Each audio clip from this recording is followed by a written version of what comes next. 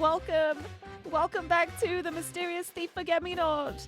It's Women Wednesday again, which means it is time for more Desiree, for more Irina, for more Crow, for more Detective O'Malley. I'm so excited. I'm ready for more of this. I'm really hoping that I can do like a full stream today of like the full 4 hours, but I'm also going to say in advance, it may end up being a 3-hour stream again, depending on how things go and how I feel, because I sure didn't sleep last night. I'm running on fumes at the moment. I am hardly awake, but I'm doing my best. I'm being very brave. And I do have a can of Monster that, you know what? I'm gonna help myself to it if I can find where the redeem is. Women. They read. There it is. Except we are Crow. Not a women. He a man. A whole dude. A stealthy dude. Just R45 loading. A whole dude. On Women Wednesday? Incredible.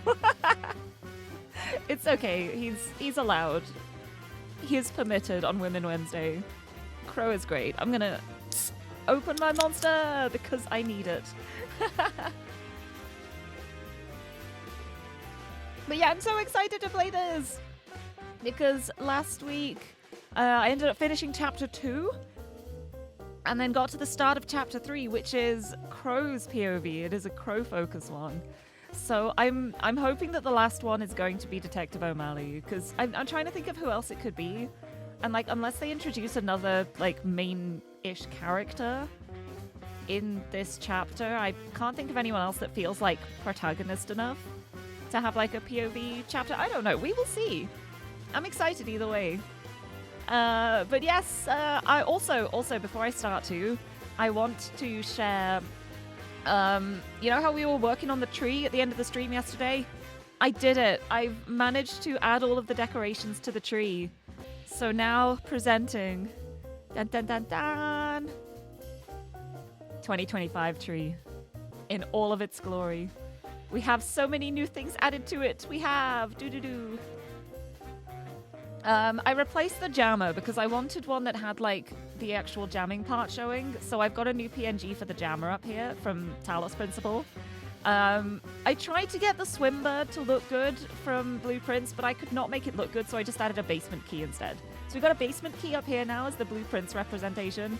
We've got a wish bloom. Don't breathe near this tree, I suppose, unless you want to transform into an animal hybrid. Don't worry about it. We've added the 2 new monster cans. We've got the ruby red over here and the Lewis Hamilton one here. I managed to fit them in the tree. We've got a little Forget-Me-Not here, look. Representation for this game. I put Forget-Me-Nots in the tree. Over here next to the D20, I've put a little ring for Panache for Reascend. I've also got Lady Grace's staff from Void Stranger. Because I had a couple of ideas of like Void Stranger things that I could add to the tree. But as I was doing it, I was just like, what if I literally just stick the staff here? Like, there's nothing stopping me from doing that. So I very cleverly like edited it so that like the part that she was holding in the PNG is covered by a tree branch, revealing my secrets. And then what else? We've got the Borderlands logo on here. I really love how this turned out. It looks like it's on the branch. I'm very proud of myself for it. What else was added new? Oh yeah, little Garbanzo from when I played Halo with Xander like 4 years ago. Better late than never. And we've got the Conquistador single for Beef Baby from The Root Trees Are Dead. Very, very important for Beef Baby. And also Mr. Crawling is hiding down in the shadows down here. Hello, little hand poking up. So yeah, the new advanced tree has so many new things added to it. And also, I thought it would be funny as well to show off how the tree started. So the first tree that I did like the decorating like this for was the 2023 tree. And that looked like this. Look at that. So many things vanished from it. So many things just went. And then we had the 2024 tree, which was... boom, we added more. Look, it's getting more decoration to it. And now we have the 2025 one, which is, boom, even more. Look, it's just getting more decorated every year. It's so beautiful. It's so beautiful to see it bloom. We've got so much more added to it. I love it. Like, I still might add some more because I know I've done some more Lego flowers this year. Like, I'd like to add the Lego roses to it, which I still need to finish building. I didn't actually finish building the Lego roses. I need to do another Lego stream at some point because I've still got like a whole bag for the roses. And I've got my pink bouquet set as well that I still haven't built. And I also have like another Lego kit that I got from my friends for my birthday that I haven't built. I have so much Lego. But I have not done any handcam streams recently because I've been really busy and not been able to like clean my desk properly. And I'm like, if I'm doing a handcam stream, I want my desk to be clean. Like, it's very contained at the moment. Like, when I do the handcam for the co-working streams, it's cropped. You can't see the horrendous state of the rest of my desk right now. But it's been a year. It's been a busy year. But the year's nearly over. I can't believe how close it is to the end of the year already. I'm not ready for it to be over. But yes, let me go through with the tree up for a bit. Minx, congratulations on the first. Welcome, welcome. I hope you're doing well. Happy Women Wednesday. Yeah, the bot finally decided to post in Discord, which I'm very thankful for because I don't know why that stopped working. There was no logical reason why it shouldn't have worked. But I turned it off and on again, and that seems to have fixed it, so... you know what? Sometimes she just doesn't want to work. And you know what? That is completely fine. She is entitled to that.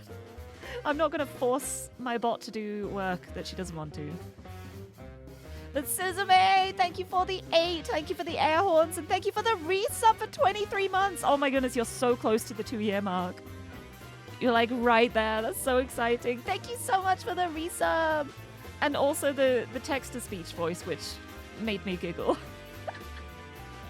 It's just like the way every time there's a full stop, it makes the voice pause too, so it's just really dramatically, like, I can't believe it. Women, they real. Except we are crow. Not a women. He a man. A whole dude. A stealthy dude. A good dude. I think Crow is so great. And I'm so curious to know, like, what the backstory stuff's gonna be. Because we've got so much more information about Irina now. And her, like, trauma surrounding something. Still don't know the details, but, we know it was a bad past... bad past relationship. So it'll be really interesting to like slowly find out more about that. But also I want to know more about Crow too, because he's so mysterious. He's just like swooping in the shadows, doing all the jobs. Just like dishing the dirt, finding things out for people. I want to know more about him. He's cool. And I want to know more about Desiree as well. And I want to know about the previous mysterious thief. Like the inspiration of the gallant rogue and all the stuff behind that too. There's so much I want to know. And we're going to find it out, I hope. Some of it at least. But yeah. And Shogun, hello! Welcome, welcome! Can't think of a tree Lirie pun. Yeah, my name's kind of hard to pun. It's something I've realized because it's like a fairly short short name. We're gonna have another Queek situation, aren't we? I can tell. I just know immediately. Whenever I'm sleep deprived, I just forget how to speak English. No, to be fair, that's not just when I'm sleep deprived. That's just like all the time. But at least I have my monster now. I'm ready. And Sunken Shell, hello, ca-caw. Hee. Aw, Minx. Okay, just tired. Enjoying the time with Kira and Temmie. I'm so glad you're having a lovely time. I'm so happy. I hope you have a lovely holiday season. And Peachy, thank you for the lurk. Hope you are doing well. Yeah, it got real heavy at the end of chapter 2. It did. It did. Things got like very serious, and it's gonna be interesting to see where things go from here. Although I was very fond of the whole like, I'm gonna make a bouquet for myself, but you don't know I'm making it for myself situation. Best to come up with was Lirie. It does kind of work, Lirie. It's difficult. I'm trying to think of like types of trees. I don't know types of trees. I don't know what a tree is. Hold on. Types of trees. Is there a tree beginning with R? Or L? No, I'm getting like lime and larch. Laurel? Lorry? Lorry. Red lorry, yellow lorry. No, maybe not. Yeah, my name is difficult to pun. Wait, furry! No, that just sounds like I'm saying furry. When it's written, it's okay. But then I just say, oh, furry. I'm not. I'm sorry. That's one that works really well when written out, though, at least. Like, I remember when I was trying to think of, like, a pun name to have as, like, a display name for Christmas, and it's so hard to think of anything. Like, by the end of it, the best I came up with was, like, Ding Dong Merry Lirie on High, which was really a stretch. But also, I still kind of like it.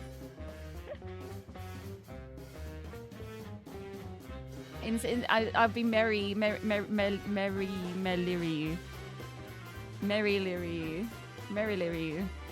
Ding dong, Merry Lirie on high. I don't know what I'm singing. Anyway. Merry Christmas. Yeah, it kind of works. Kind of works. It's very hard to pun, but it's okay. I can just say happy Quimus instead. Just a lovely Quimus for everybody. But yeah, I really love how the trees turned out, though. I think it's. I'm struggling to think of how this can be improved on next year. But I kind of thought that about last year's too. I was like, well, this feels pretty full now. I don't see how I can add more to it. And I've proceeded to add so much more to it. So we'll see. Like, when you look at it, there's still some space, like, in the branches, like, down here. Still some space at the side where something could be put. We could still sneak something in, like, over here, maybe. Like, around here.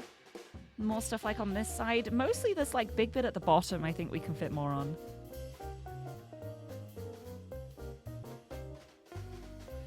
But, yeah. Yeah, Mellery on high is a great syllable swap. Yeah, it's just a bit of a tongue twister to say. Because I think, like, in my mind, my mouth always, like, tries to pronounce it the normal way. So when I try and, like, say it the other way, it's like, oh, is that not what you meant? Mellery. Ding dong, Mellery on high.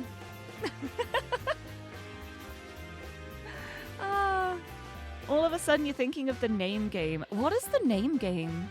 I don't know if I know that. It might be something that I do know when you describe it, but I'm not sure I know what that is. Maybe. A game about names. I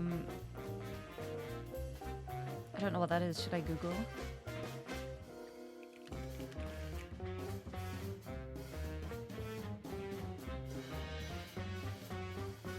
Oh, a rhyming game that creates variations on a person's name. Ah!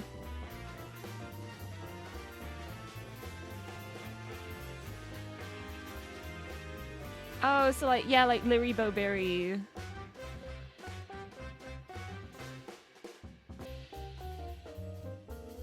Yeah, I know of this, but I don't know what, like, the song is. I'll be Lirie Bowberry as well. Why not? Bananarama Faux Fury. Yeah, I think it's a fun thing to do. My brain has just gone so blank. I'm gonna have some more monster. But yeah, let's get this tree out of here. Oh, that's another thing too. I made a button so that I can just bring up the tree whenever I want to without having to, like, move back over into OBS. So I have, like, full tree freedom now. Treedom! Treedom to show the tree whenever I want to. But yeah, I really love how it's turned out. I think I've got stuff to represent, like, the majority of the important stuff I've streamed this year. Like, there's still some stuff that's not included that I still need to figure out a way to include on it somehow. But it's a nice start. It's a fun start. Because I still want to do stuff for the the other Studio Alarm games that I played this year, because I did Upwards Rain. I did stream that, but it was over on Mari's channel, Aurelia Mari. And I did stream A Tithe in Blood, and I'd like to have something for that too. But I haven't decided what yet. I think like if I can get like the cool scythe, then maybe I'll have that dangling from one of the branches. Because why not? Anyway, let's get this tree out of here. I've got a game to play. Believe it or not, I am actually a video game streamer. I say as I yap on constantly, but I think it's nice to have a combination of both. Oh, both Douglas and Noble firs are used as Christmas trees. May that help chat come up with ideas for next time. Oh, yeah, more puns. Puns on types of trees. Yeah, I never knew, like, the specific trees that are used as Christmas trees, but that makes sense. See, we never, like, buy a real tree because we always have an artificial one. We got, like, a really nice artificial one many, many years ago, and so that is just our Christmas tree now. We don't have, like, a fresh one or anything, mostly because of Tiffany, and she definitely would be eating the needles from the tree, which we would rather not happen. Especially, like, in a situation where her tummy has been so iffy recently that we have to take her to the vet on Monday. Really good news about that, though. She seems to be mostly back to her normal self now. Like, she was so snuggly and lovely last night, and then she also got the zoomies. Whereas she had been so lethargic before we went to the vet, it was, like, worryingly so. So seeing her with her energy back was just like, oh, I'm so glad. I'm so glad. So we're slowly, like, giving her her regular food back again, mixing it in with, like, the bland diet that she's had to have. But she has been so mad at me. Like, I've been giving her, like, her meals of, like, chicken and rice, like, boiled chicken and boiled rice. And she just looks up at me and she's just like, Mother, what is this? Where is my actual food? I feel so bad. She hasn't liked it, but things seem to be back to normal, and she seems to be okay. Fingers crossed. I hope. So, still keeping an eye on her, very much so. But yes, she's okay. Actually, I wanted to show a photo I took of her, because right after we came back from the vets, I took a photo of her, and it is so cute. And I want to show it. I just need to save it at a reasonable file size, so it's not like 5 million pixels wide. 800 by 600, that is good enough, I think. Beep, beep, beep. Right, let me show you how grumpy she was after she had her bloods taken at the vets. Because we did like a full blood test for her, because I was like, I don't want to leave anything to chance. Let's check everything, check like the kidney functions, the liver functions and stuff, make sure she's okay. And that all came back clear.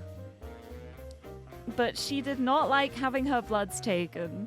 And she got a cute little teal bandage. They gave her a teal bandage. It's so cute. But yeah, she was so grumpy. She kept like turning away from me every time I approached her. Like, I'd go up to her and she would just turn her head like, She wouldn't actively try to move away, but she refused to look at me. She was just turning away the whole time.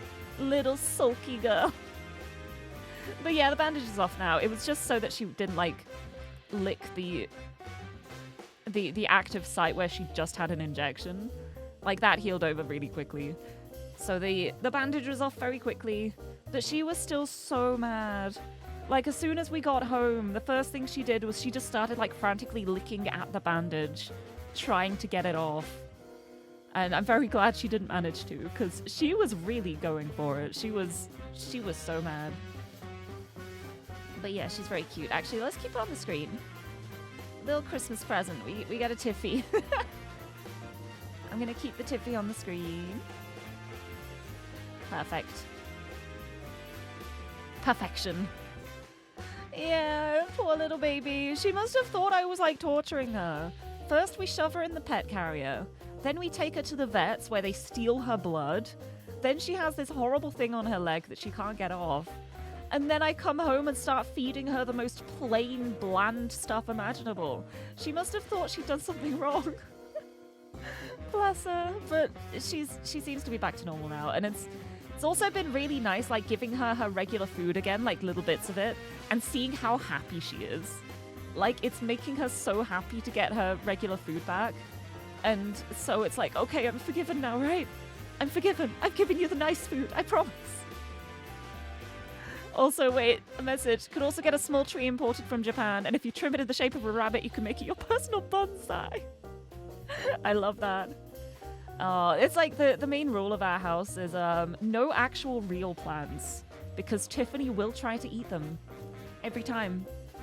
So we have like artificial flowers and stuff, and we have like other decorations, but the last time we got like a bouquet of flowers in, we had it on the kitchen table, which is where Tiffany is not allowed. And I turned my back for literally 2 seconds as I was making noodles over the stove. I turned back. She was on the table with like a fern in her mouth. So I had to very quickly be like, no, I don't know how you got up there so quickly without me noticing, but you are not eating those. Get out. So we just can't have plants. We can't have them. She just eats them. I don't know why as well. Like, I doubt it would taste good. But it's just like she sees a living plant and she's just like, you know what I gotta do? Chomp. I just gotta like stick my little fangies in and chomp on it. And then spit it out because you don't like the taste of it. She is a silly bean, but I love her. It's so funny how she can be so intelligent in some ways, and then she does the most unintelligent stuff. It's like, I thought you were a smart cat. Why do you do this?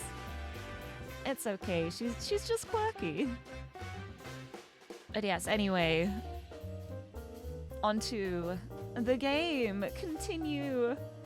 Here we are. Last time we have chapter 3, Crow, which I saved twice. Let's go in. Let's go for the history too. I want to do it like from the start of the chapter. Yeah, because this is the end of chapter 2 here. So here it is. Here was the start of the Crow chapter. God, I'm finally out of there. After making sure the coast is clear, I hop out of my hiding spot and survey my surroundings. Every goddamn time I tell myself the same thing. I definitely won't take any more theatre jobs. No way, they're too much of a hassle. And then I end up looking like a complete fool and take them anyways. I let out a heavy sigh, then stare at my bag filled to the brim with tonight's work. I could finally consider it done, though. At least once I give him my report, that is.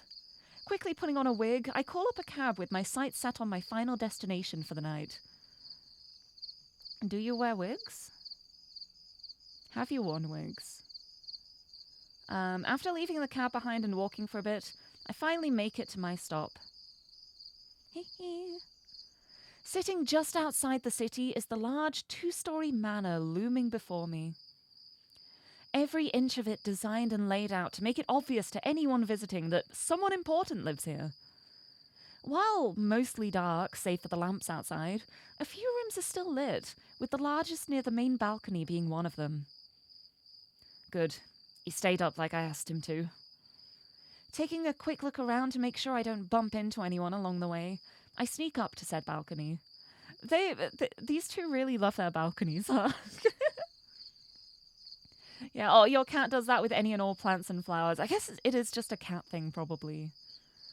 Honestly, we should probably get some cat grass or something for Tiffany. For her to chew on. But we haven't, like, had any problems with her chewing on things before. Like, the flowers in the kitchen were a surprise. Like, I hadn't even realized she was in the kitchen with me. And then I turned around, she was on the table, and the fern was just, like, hanging out of her mouth. But she wasn't even, like, eating it. She just, like, had it in her mouth and looked up at me. Like, she knew she was doing something wrong, and then she just dropped it. Cats.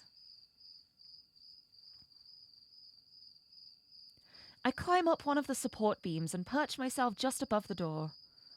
Taking a peek inside, a queek, I see my client and one of his maids sitting inside the room. Hope this works. I pull out an audio recorder from my pocket, turning on an inconspicuous sound to try and grab his attention. There it is! Ca-caw! We got the crow noises. Wow, there's a crow outside. Could you leave me alone for a moment? Of course, sir. The maid sets aside the tray she was holding and curtsies, taking her leave. Once she's fully out of the room, my client gets up from his seat and walks outside onto the balcony, and I hop down next to him. Good evening. A good evening to you too. Oh! Crow.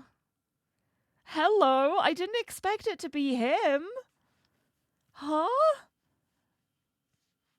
Oh, I guess it makes sense. I feel like I should have guessed that. I did not expect it to be him. Wow. Hi, Sir Wilkinson. Oh my god. Standing before me is none other than Sir Wilkinson himself, who looks more than pleased to see me despite how late it is. You being here must mean that everything has been taken care of, correct? That it has. I pull out a small pile of documents from my bag, carefully unfolding them as I hand them over.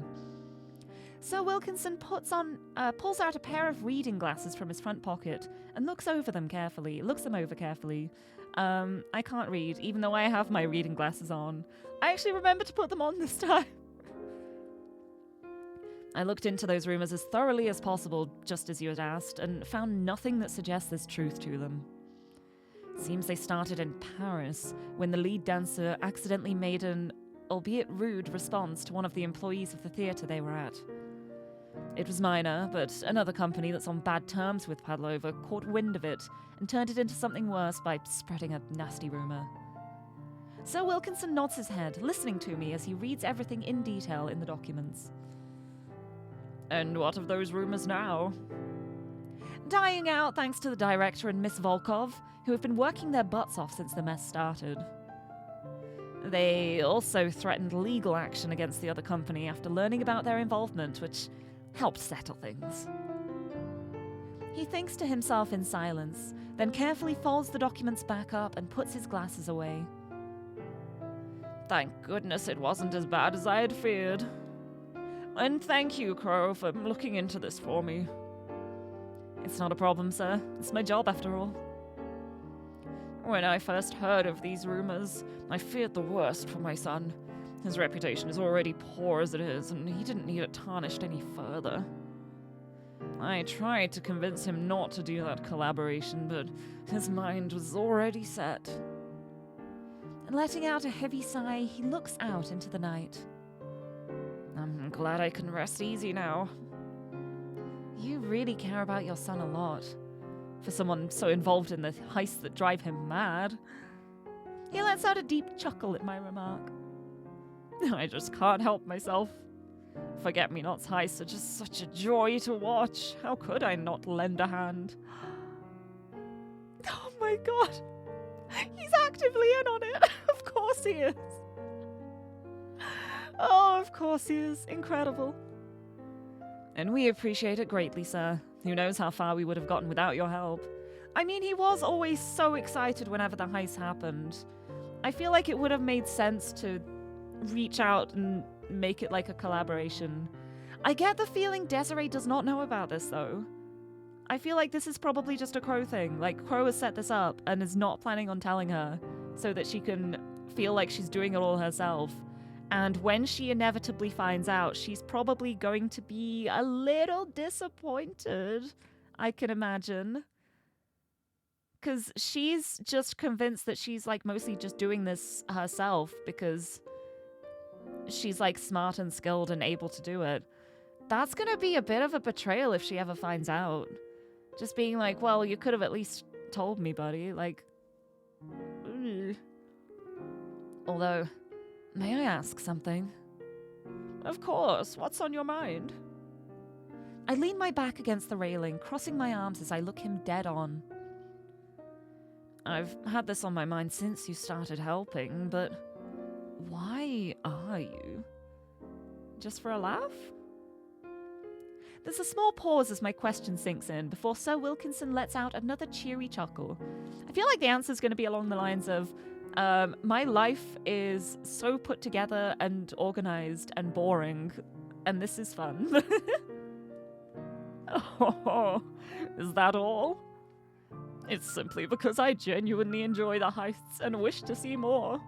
Yeah. Do you mind listening to an old man ramble at this hour?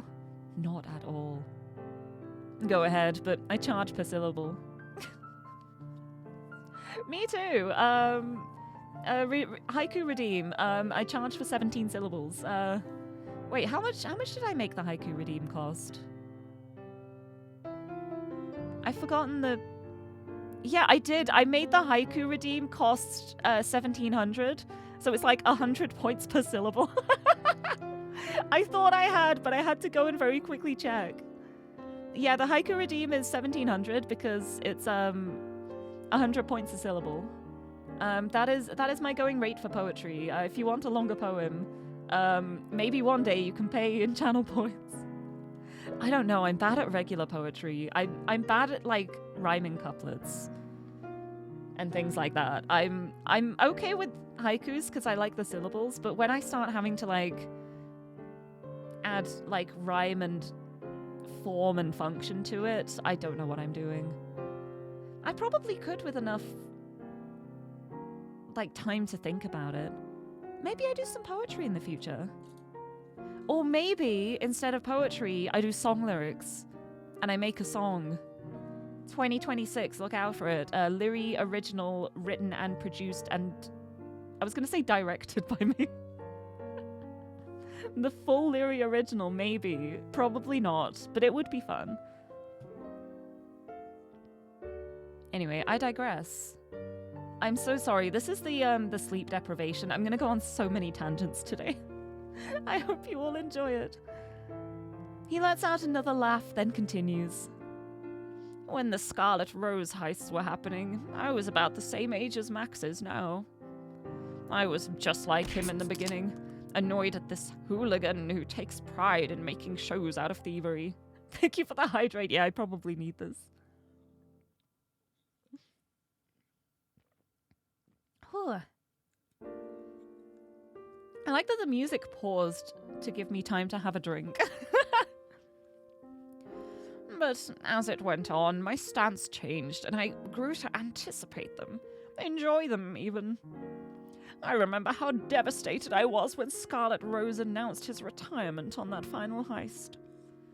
Watching him escape from the museum one final time, I almost yelled out, "Come back! Don't leave! You can't quit now!"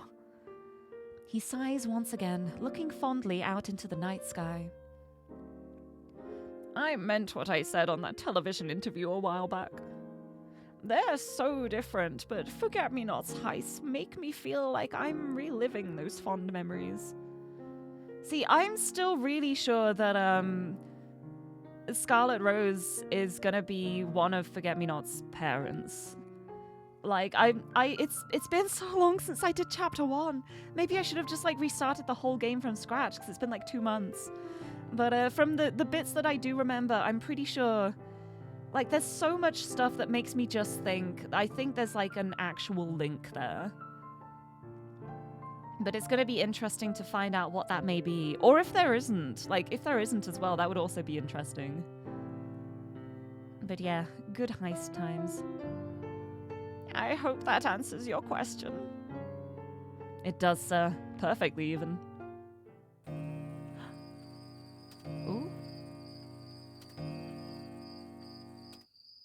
It's 3 bong?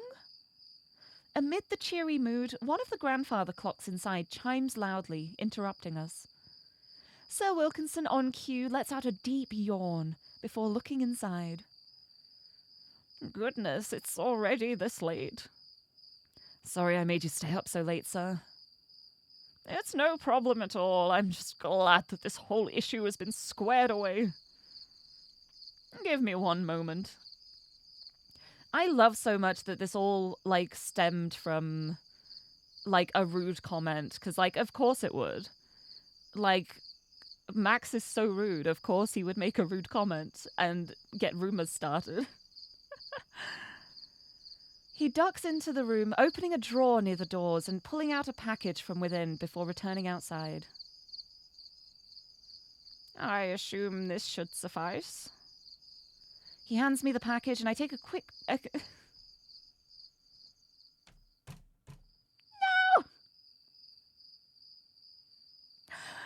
There is something intrinsically wrong with me. I started it properly. I said quick, and I still fumbled it. I cannot believe myself. Why am I like this? He hands me the package, and I take a quick peek inside to see several wads of banknotes organized inside. I take a quick inside. I should just not fight it at this point. Oh wait, yeah, no, the rumors are the lead dancer making just a rude comment, but he mentioned as well that like things are rough with Max and the collaboration and stuff and that going wrong. So any scandal like around the theater is going to be bad at this point. But yeah, I can't believe I just am somehow incapable of saying quick peek. Oh, I did it. There we go. Okay, redeemed. Oh, thank you so much for clipping that, by the way, Suzume. I was looking back on the clip the other day, and it just made me laugh again. Just going back, just the fact that I messed it up so much, and then I went back to it and just said it again immediately. Like I'm like a parody of myself. It was so funny to look at. I'm so glad. Maybe I'll make it into a YouTube short. Maybe it'll be my first YouTube short, and it's just me saying "queek." Because part of me wants to like start making YouTube shorts, but also that involves like video editing, which amidst everything else I'm doing at the moment, don't really have time for it. But I will have more time after my anniversary, start of February next year. So that's going to be when I can start like actually picking up other side things I want to do. Because this year has been so incredibly busy in so many ways. Like I went to 2 conventions. I released my first original song. I finished Blueprints. I started and finished Blueprints. It's been a very, very, very busy year. And there's other stuff like going on behind the scenes too. Oh yeah, I'm getting my first voice acting credit. That's a big thing that's happened this year too. It's been such a wild, busy year in so many ways. That it feels a little bit like sometimes my streaming is kind of like it hasn't like fallen to the wayside, so to speak, but I've definitely just been like on a level with it. Like it's been very just, yeah, I'm just playing the same game. I don't have to think too hard about it. I haven't done any like innovative streams, which is something that I really miss doing. Like I love like planning out funny event streams and doing things like that, or like having the big karaoke themed things and stuff like that. I haven't really done anything like that since my anniversary, and that was like start of the year. So I'm looking forward to when my busy stuff is done so that I can get back to planning stuff like that, because it's been a lot of just like, here's the streams, same thing as usual, bye, which is still nice. I always like having like the consistency of being a regular streamer, but I always suffer from the curse of wanting to do more all the time.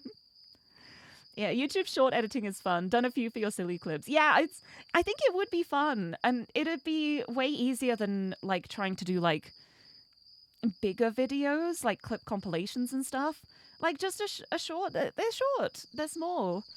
Just a little like vertical video. I think it would be good. The first YouTube short on my channel would just be me saying "queek." Sola, hello, welcome. Thank you for the head pat. Little pats on the head. Hi. As you can see, I've gotten really far in 40 minutes and been like through like 3 lines. But yeah, I've done a little bit of video editing before. I've done like a couple of like silly clip edits that I've uploaded to YouTube, but that's been like 3 in 5 years, so we're doing some more. But I do have practice with video editing, which has been enhanced recently because I have not made any secret of it. I am editing the MV for my song at the moment. For my original song that came out in September, that is going to have a video that will be released for my anniversary, February 5th. Put it in your calendar. Wait, is it actually going to be on the 5th? I have not checked what day the 5th falls on this year. It's on a Thursday. I don't usually stream on Thursdays, but I can make it work. Yeah, I think it's going to be a special Thursday stream for my anniversary, February 5th, 2026, because I'd like to do it on the anniversary day. But yes, there is going to be the MV for my song released. However, because I am broken a masochist, I'm editing it myself. I have all of the art, except for like a couple of tiny things that I'm going to get. But all of the rest of it, all of the editing, I'm doing myself. And all of like the animation, all the stuff to go with it. Oh, did I say animation? Oops, tee-hee. Spoilers. But I'm very excited for it. It's going to be good. It's going to be good. It's already good. Like, even if I don't animate any of it, it would still be good. But I'm hoping to. I say hoping. No, it will happen. I'm going to make it happen. Even if I end up taking, like, 1 million all-nighters at the end of January. No, I'm hoping to get it done, like, in the first few weeks of January, because I don't want to be worrying about it. Anyway, I digress. Let's go back to the game. Hee. He hands me the package, and I take a quick peek inside to see several wads of banknotes organized inside. That it does. If you ever need my services again, you know how to get in touch with me. Of course. Take care, Crow. Have a good night. You too, sir. Giving him a quick bow, I stuff the package into my bag and climb down the balcony. As I'm making my way off the property, I turn back and see the lights shut off as Sir Wilkinson heads to bed. With a yawn of my own, I pull out my wig once more and walk out towards the city to call a cab. And finally, head home for the night. Time to reconvene. Back to the gallant rogue. It takes a bit of time, considering how far apart the bar and the Wilkinson estate are, but I'm finally back home. Andre is already at home fast asleep by now, so the only sources of light are the streetlights peeking in from outside. As I climb up to the attic, ready to collapse right onto my bed, I bump into something on my way in. What the... Desiree? Desiree stands in front of me with a dumb look on her face and decked out in her whole forget-me-not gear. And just where do you think you're going at this hour? Just to see my not girlfriend? I'm nowhere? Desiree, you're not sneaking out again, are you? No? Maybe? I let out a deep sigh, holding my hands on my hips as I tap my foot impatiently. Kid, what have I said about sneaking out this late? That I shouldn't do it? And what are you doing? Exactly that. Exactly. It seems just a normal lecture won't do this time. It's time for serious measures. Oh, you're getting the PowerPoint out? I hold out one of my hands, swiping it in front of my face as I put on a more serious expression. See? You've forced my hand, kid. Now I have to put on my dad face. Oh! Oh no! Oh, I bet next he's gonna pull out the "I'm not mad, I'm just disappointed" line. Ugh. That's just your regular face, but disappointed. She fiddles with her thumbs sheepishly, and I sigh again, taking off her hat for a moment to ruffle her hair. If you're trying to see Irina, don't bother. She's not there right now. And besides, even if she was, she needs all the sleep she can get right now, capiche? Oh, okay. So she's still overworking herself, huh? Kid, there's the line! Still overworking herself. If there's one thing I quickly learned in these years of living with her, it's that Desiree is scarily perceptive. With just a few context clues, she can piece together almost anything, and Irina's secret practicing is no exception. She has that same look on her face as she did before. The other night. Climbing up the stairs, feeling exhausted and aching all over, I let out a big stretch as I reached the attic door. Finally home. I have had enough excitement for one night. Crow! Yeah! Jesus! The door suddenly bursts open, causing me to cling to the railing so that I don't lose my balance. What the... Kid, what are you trying to do? Give me a heart attack? Sorry. But anyways, Crow, I need to ask you something. Yeah, and I need to ask you something. Why aren't you in bed yet? Listen, that's not important. Anyways, you were just at the theater, right? I give her a confused stare, then nod. While you were there, did you happen to see one of the dancers from the ballet company? Almost a head taller than me with blonde wavy hair? Tall, blonde. Oh, you mean her. I did see someone that fits that there, yeah. My shoulders start to ache thinking about tonight. Damn wish she wasn't, though. Who does she think she is, making my job harder than it needs to be? Had to crawl out through the vents, too, because of her. My whining doesn't faze Desiree at all, and instead leaves her with a worried look on her face. She was there. So she really is overworking herself. She lets out a deep sigh, putting me at a loss for words at her sudden dip in mood. Trying to improve the situation at least a little bit, I ruffle her hair with a smile. You know you can always talk to me, right? What's got you so down, kid? I take a seat on my bed, and she follows suit as she cradles her knees next to me. I'm worried that dancer, Irina, is overworking herself. I hoped it was just me overthinking things as usual, but there's too many coincidences that line up. Tonight made it obvious seeing her come back to her suite so late in her leotard. Come back to her suite? You snuck out again, Desiree.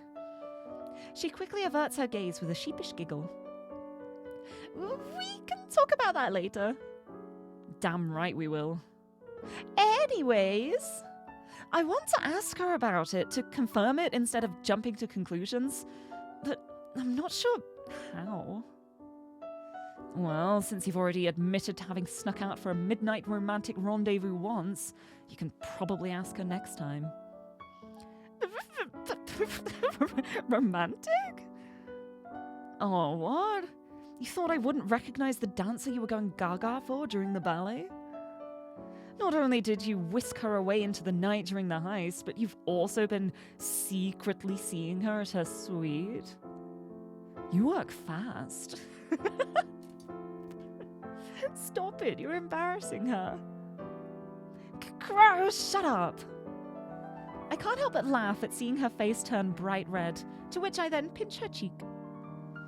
Bringing it up is definitely going to be hard, especially since you just met her and all. But perhaps, instead of trying to ask her about it, it'd be easier to nudge her so she tells you. How does that sound? That sounds alright, I guess. Need to think of how. Weeb, hello, welcome! Thank you for the hydrate. Hello, happy Women Wednesday. Let me have a sip of my ultra ruby red Monster Energy. I hope you're doing well. Happy Wednesday. Hee hee. Coming out of my memory of the other night, I stare at the sad look Desiree has on her face now. She is so worried. I would be worried too, honestly. You don't have to worry. I told her to head back to her suite. Even said you were worried about her. That's good. But what about, you know... She must still be worried about the incident in the afternoon. I promised Irina I would let her explain in more detail, so I'll keep my mouth shut. She doesn't have any hard feelings towards you about that. In fact, she feels just as bad about what happened. Really? I nod. That's good. The next time you see her, be sure to talk and listen thoroughly so you both can be at ease, okay? Okay. Thank you, Crow. I love her so much. I love Desiree so much. She's so good. Yeah, I have fairy lights on my head. I wanted to be festive. I was like, what better way to be festive than risking electrocution for silly hee-hees? But yeah, I think they're pretty. I like my lights. Pretty fairy lights. I was trying to think of like other things. I think last year I had like reindeer antlers. Or like I had a hat with reindeer antlers on. I do have like a little Santa hat too that I could wear, but like that's boring. I like the lights for now. I also have a Tiffany in the corner of the screen too. This is from Monday when I took her to the vets and she got really mad because they had to take bloods from her. So she had a little bandage on her leg and then she got really mad at me. She was a grumpy girl, but she's okay now. You're very welcome. Now change out of your costume and get your butt to bed immediately. Yes, sir. As she quickly grabs her pajamas from the closet and runs to the bathroom to change, I fling my jacket onto my bed and grab my own sleepwear. I really have had enough of tonight. With another heavy yawn, I wait my turn to the bathroom so that I can finally collapse onto my bed like I've wanted to all night. The next morning shows up so fast that it felt like I had just closed my eyes a moment ago. Man, I wish that was me. Desiree is already gone, most likely hard at work at Ramona's, which leaves me alone in the attic as I roll over onto my back in a half-asleep haze. So bright. In my grogginess, I hear someone come up the stairs, which turns out to be Andre, who looks like the exact opposite of me right now. Morning, sleepyhead. I only managed to muster a groan as I rub my eyes to try and wake them up. You look like you got hit by a truck. And I feel like it. Ugh. What do you want?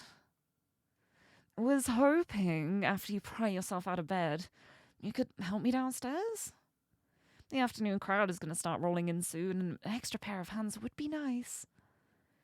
I tilt my head up to stare at the clock on the wall, squinting to see that it reads about noon.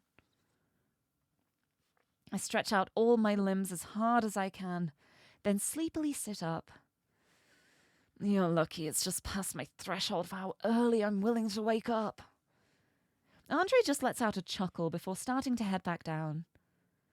No rush, by the way, so feel free to get ready before you head into the kitchen. It was just going to head down there in his pajamas. I watch him walk out of the attic and down the stairs, letting out another yawn as I wobbly stand up. How did he and Desiree make being morning people look so easy? It's a look around time. What are we looking at? A photo. Sitting by itself on the corner of the writing desk is Desiree's most cherished item, the photo of her and her parents. I wonder if I'll find out more from Crow's point of view. I gently pick it up and stare at it fondly for a bit. This is the one thing Desiree refused to leave behind, and I don't blame her. That's so cute. Her hair looks so short in this picture. Makes her look like an entirely different person. My eyes wander and end up looking at her dad. Jean-Jacques, sir. I hope you and your wife are doing all right. I put it back in its place gently, then give a satisfied huff. cactus! I spot the cactus on our writing desk in the corner of my vision and sigh as I walk up to it. Ah, right, this thing. Desiree is really into plants. Said she gets it from her mother. I tried to tell her no plants up here, but I can never win against her when she pulls out the puppy dog eyes card. I stare at it for a bit absent-mindedly. I guess it is kinda cute. In a weird plant-like way. I think it's cute. I think it's very cute. But I still think Pestilence is a much better name than Charles Potley. Just my opinion, though. No, I think Pestilence is the perfect name. But then, see, the problem is, if you call it Pestilence, you then need to get another 3, like, succulents to go with it, so that you can have, like, the 4 horse plants of the apocalypse. Like, have all of them. Have the whole collection. I think I made this same joke before as well, because I was talking about which plant would be which, and, like, death would be, like, a Rafflesia or something. 2 months. Some things change, some things stay the same. Alright, what else? The closet, go downstairs. Oh, let's check the TV. I don't want to keep Andre waiting too long, so I'll just watch on the one downstairs. Okay. Around this time is probably soaps or those annoying news programs. The one downstairs, the one downside to waking up in the afternoon, I guess. Well, I feel like in the morning it would still just be news, so it's probably not that bad. Bed. I stare at my messy bed, fighting off the temptation to fall right back asleep. I'm just gonna feel worse if I try to sleep longer. Besides, I don't want to do that to Andre.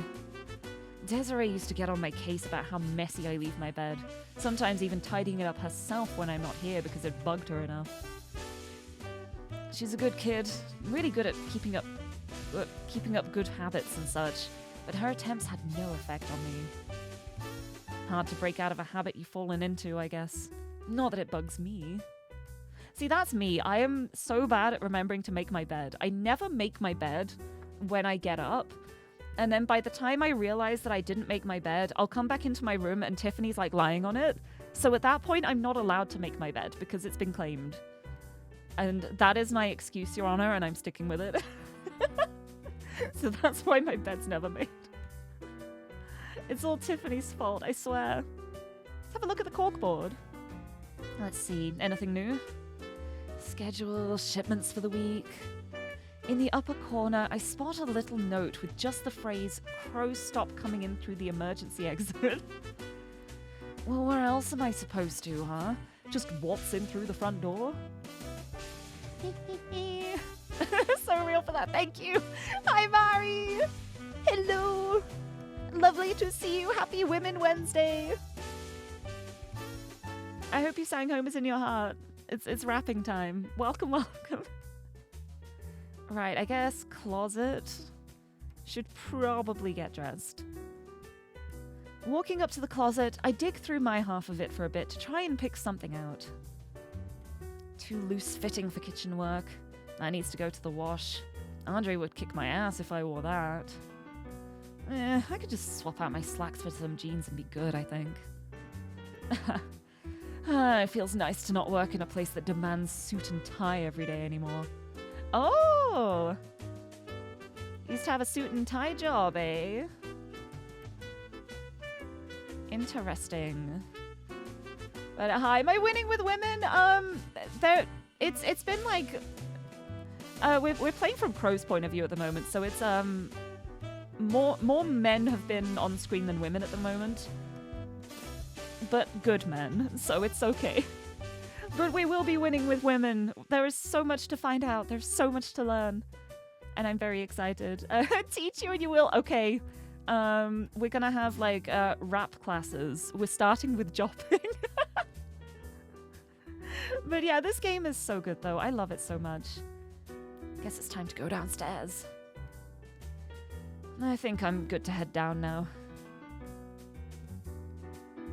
Climbing down the stairs, I'm greeted by the familiar sights and smells of the gallant rogue. The morning regulars are usually gone by this time, so there's a brief moment where the bar is empty before the afternoon rush starts. Andre notices me as he's organizing things behind the counter, putting down what he was working on. Well, well, well, look who came downstairs, and faster than usual. I had thought you crawled your way back to sleep again. Oh, shut up, yay-hole. I lightly punch him in the arm as the two of us laugh. Feel free to head into the kitchen when you're ready to start helping me out for the day. Oh, what? No need to check in with you before I clock in, boss? Don't tempt me or I'll start making you use punch cards again. Okay, but I think that would be fun. Have a little punch card as a treat. Oh god, forget I said anything.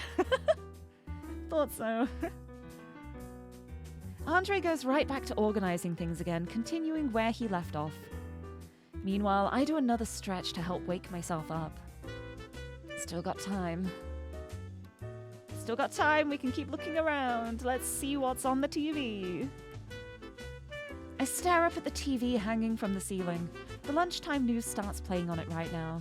I wonder what the news is. And the ballet is going to be around for a few more days, right?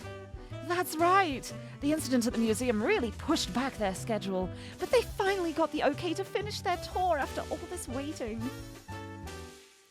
Nothing interesting. All the good stuff happens after a heist or when they get wind of some sort of scandal. Usually provided to them by yours truly, of course. See, it's probably very easy to stop bad rumors from spreading if you are the one who is just spreading the rumors anyway. You'll just be like, hey, this rumor's more interesting. Let's, like, ignore the other stuff. Listen to this. Punch card where Andre gives Crow a shoulder punch when he clocks in and out. I feel like it'd be the...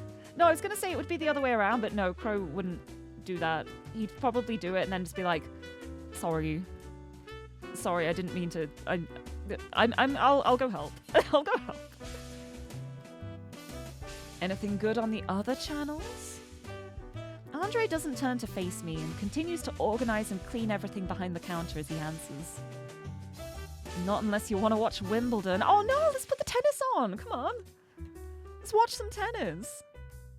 I'll pass, thanks. Okay. No tennis appreciators. See, I know nothing about tennis. But I always end up, like, watching it when I see it on TV, and I don't even know why. Honestly, like, it's, there's a lot of, like, just grunting and back and forth of the ball. But there's something about tennis that's always so fascinating to me. Like, I've tried playing tennis myself, and I have no idea how people manage to, like, angle the ball and get, like, the right velocity to, like, aim it where they want it to land on the other side. Like, I can't do that. Like, I get lucky if I can just hit the ball in the first place. I feel like I had a better time with badminton when I tried that. Like, having, like, the shuttlecock for badminton felt easier than, like, a tennis ball to me. But it has been a very long time since I tried as well. Let's have a look at the bar wall. Looming behind Andre is this impressive collection of alcohol, the second pride of the bar. He's a stubborn man, where if he hears of a drink that can find a place on that wall, he'll make sure he gets his hands on it. I've seen it for myself a number of times in all these years. And he always lets me taste test any of his new cocktail concoctions. Ah, the advantage of your closest friend owning a bar. In the corner of my vision, I spot Andre giving me the look. Relax, I'm not drinking anything yet. Had to make sure. On cue, he goes back to what he was doing, and I let out an annoyed huff. And the downside to your closest friend owning a bar, they can control your alcohol intake personally. Also, Gregor, hello, welcome, welcome, happy Wednesday. I hope you're doing well. Welcome in. Let's all play badminton next year in America. Just kidding. Oh, I'm just so bad at sports in general. I'm not a sporty person. I feel like this is not a surprise to anybody. But I am the opposite of sporty. I am so bad at anything that involves, like, dexterous skill. Say, like, anything that involves, like, skillfully maneuvering things in like a sporty sense, I can't do it. I'm really bad. The only thing I would say I'm like passable at is DDR. I still have like inbuilt DDR muscle memory from when I was a child, so DDR is my sport of choice. But I look like a goofball when I do DDR. Like, I can hit all of the buttons so well, but I don't look like I'm dancing. I look like I'm flailing for my life. I don't look good while I do it. Badminton's the only sport you like playing. Oh, I see. Honestly, it would be nice to try it again at some point, but I feel like I would be very bad. Mostly at aiming. DDR, Dance Dance Revolution, like the dance mats where it's got like the up, down, left, right arrows. Dance Dance Revolution, also known as Dancing Stage in other areas. It's Dancing Stage in the UK. I only learned like DDR, Dance Dance Revolution, like once I started being more online on the internet, and I was like, oh, everyone's talking about this Dance Dance Revolution. It looks just like that dancing stage machine I used to dance on when we went on that holiday that one time. And then I realized it was the exact same thing, just with a different name because of like trademark stuff. But yeah, I used to have like a dance pad. I miss it. I miss my dance mat. It was good times. Hee. Yeah, as a German, DDR always equals East Germany. Oh! Different abbreviations meaning... Well, the same abbreviation meaning different things. That's interesting. I didn't know that. Yeah, in my head, it's always Dance Dance Revolution. But yeah, I like my dance mats.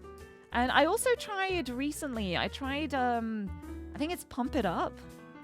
Pump It Up machine, which is basically like Dance Dance Revolution, but it's like diagonal buttons and like the middle instead. And I had to go on one of those machines and it was full of K-pop and I had so much fun. I want to do it again. One day. One day it'll happen. Right, let's have a look. Oh. I was going to look at the menu, but let's look around here first. Now that I've come to the entrance, I might as well have a look at the pool table. Sitting so proudly in the middle of the bar is the pride and joy itself, Andre's pool table. It's not an exaggeration to say that Andre is extremely good at pool, and he knows it. It's why he can confidently make those free beer bets with people. He also is thankfully a black belt, so rarely do I have to help him if someone turns out to be too much of a sore loser. Helps that they're usually inebriated, so it's like fighting a sack of flour. I tried to take him in a game once, and I never got to hit any of the balls. Oof. Also, Enki, hello! Welcome! Happy Wednesday! There's also RAM. Yeah, there's DDR RAM as well, yeah. So many abbreviations for DDR. Did I transform Xander into a cat? No, he's not here right now. There was just an empty space there. So now there is a Tiffany. It's a photo I took on Wednesday because I had to take her to the vets. And she got her bloods taken and she was so grumpy at me. She just kept turning away from me. But she had a really cute little like teal bandage on her leg. And thankfully she's doing better now, which is a big relief. Like I need to keep an eye on her over the next couple of days. Because she's, we're finally, like, getting back to, like, giving her proper food, as opposed to, like, the bland chicken and rice diet she's been having. So now is, like, the moment of, can we give her food again, and will she keep it down? So it's, like, the true, like, watching out point now. Like, today and tomorrow is gonna be the moment of, are you still okay? But hopefully, things have been alright since Monday, so I'm keeping my fingers crossed that she will be okay. Need to go to round 1 if I go to Off-Kai next year. Oh, that would be fun. I really don't know if I'll be able to Off-Kai next year. I would love to. I really want to. But I think money-wise, I can't swing it. I can't figure out a way to, like, justify how much it'll cost me. Like, even if I did another donathon, it would still be a struggle. Like, this year was bad enough. This year made me realize that I very much underestimated a lot of things because I'm still struggling to get back to normal with my bank balance since the 2 conventions this year. But thankfully I'm not like in the red or anything. I just do not have savings anymore, which is a spot I don't like to be in. And ironically enough, I was finally at a point where I was like, okay, I can finally start putting stuff in my savings account again. And then I had to go to the emergency vets and pay the vet bills. So, New Year's resolution. Thankfully, I'm okay though. I have my family, like my mum's always willing to help me out. I'm very lucky in that regard that it's not a thing I have to worry about, because otherwise I would be worried. But yeah, I don't think I can swing off Kai next year as much as I would like to. Like, I've been talking with people about like potential ideas and like being able to stay with someone too, and I would love to, but I don't think it's possible. It would also be the 12-hour flights again both ways, and that was a struggle last time. But I'm still hoping to do Vexpo because, yeah, Vexpo isn't too far to travel. I'm waiting for them to announce Vexpo 2026. I want it to be announced so that I can make plans. Because that is so close to me. It is so convenient for me. Like, it's not quite local, but it's basically local. It's very close to me, so it's very easy to travel into Birmingham. So I really want Vexpo again. I want it. It was so much fun. And I want to make more solid plans next year as well, if it happens, for like actually meeting up with people. Because this year a lot was just like, I don't have solid plans. I'm just going to like go with the flow and see what happens. And I feel like I didn't get to hang out with as many people as I wanted to, because it was all just like flying visits. Like I'd see people for like 10 minutes and then I was gone again. So hopefully more solid plans next year. But they need to announce it first, please.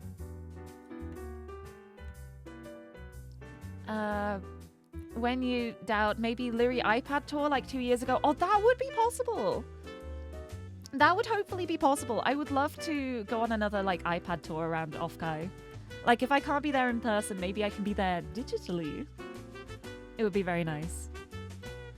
I'll have to like figure things out with that, because I know there's like a bunch of like groups and companies and stuff that do offer like the iPad tours and stuff. I have to be really brave and start sending business emails out. Ooh. Same. Also went with the flow because it was your first time there and you're too shy. Oh, I was so glad I got to meet you though. I was so glad that you came up and introduced yourself. It was really nice to be able to say hello to you.